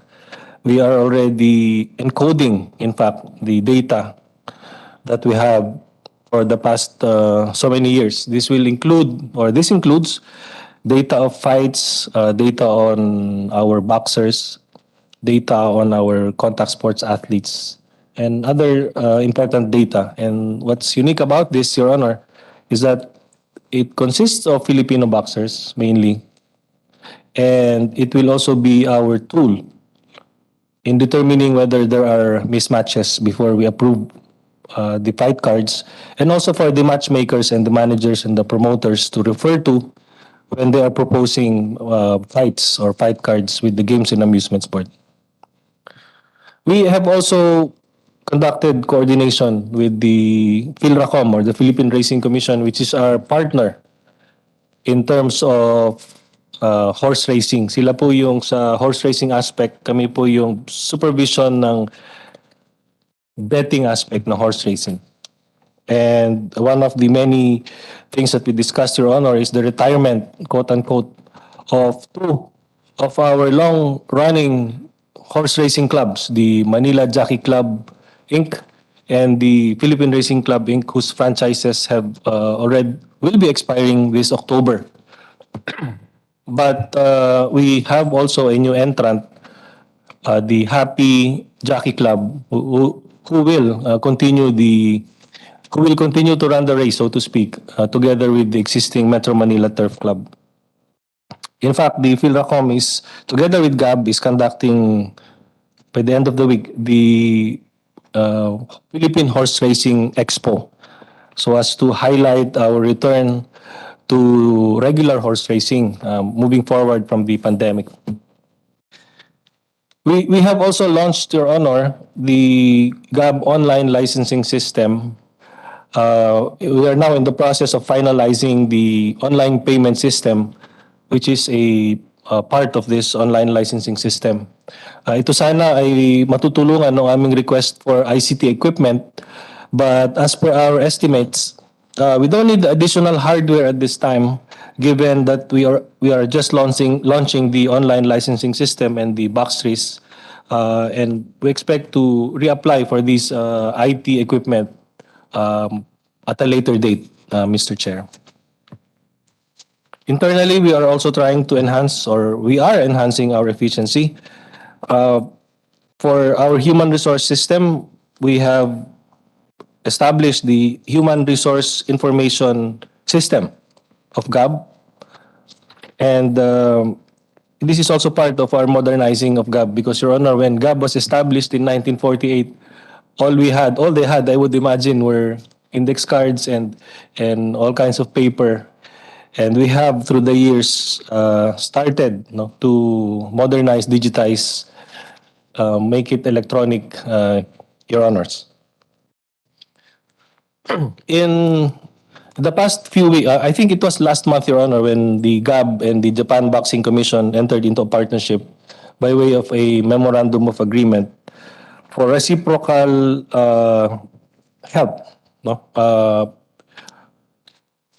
for respecting the fighting of Filipino boxers abroad. When they fight abroad, our agreement with the JBC is that they will ensure that these are properly or duly authorized by GAB. No, they will not just allow any Filipino to fight without having to go through the process of GAB's letter of authority, so that we are sure, JBC is sure, and GAB is sure that the Filipino boxer is fit to fight and there is no mismatch. Your Honor, we just like to share proudly, Your Honor, that the GAB has received for the past 3 years the unqualified audit opinion of the COA. And to cap it off, we were also awarded by the Association of Government Accountants of the Philippines an award as one of the most outstanding accounting office for fiscal year 2021. So it's our second year now because we also received the same award back in 2019, Your Honor. Your Honor, the foregoing is the proposed budget of the Games and Amusements Board. Again, we'd like to thank the Honorable Committee headed by our Senator Bongo and the Committee proper, Committee on Finance headed by our Senator Sani Amangara. We are ready to answer questions, Mr. Chairman. Thank you, Attorney Benitez. I have no objections to the proposed budget of GAB. Gaya ng sinabi ko sa PSC kanina. Siguraduhin nyo lang po na magagastos ang pondo ng tama at naayon sa batas at walang masasayang ni piso. Wala na po sigurong wala na makasamahan rito. With no other senators wishing to ask questions nasa online, the budgets of Philippine Sports Commission and the Games and Amusement Board are hereby approved on the committee level and are deemed submitted to plenary, taking into consideration the discussions today. Thank you to our resource persons and to my fellow senators who joined us today. This hearing is hereby suspended.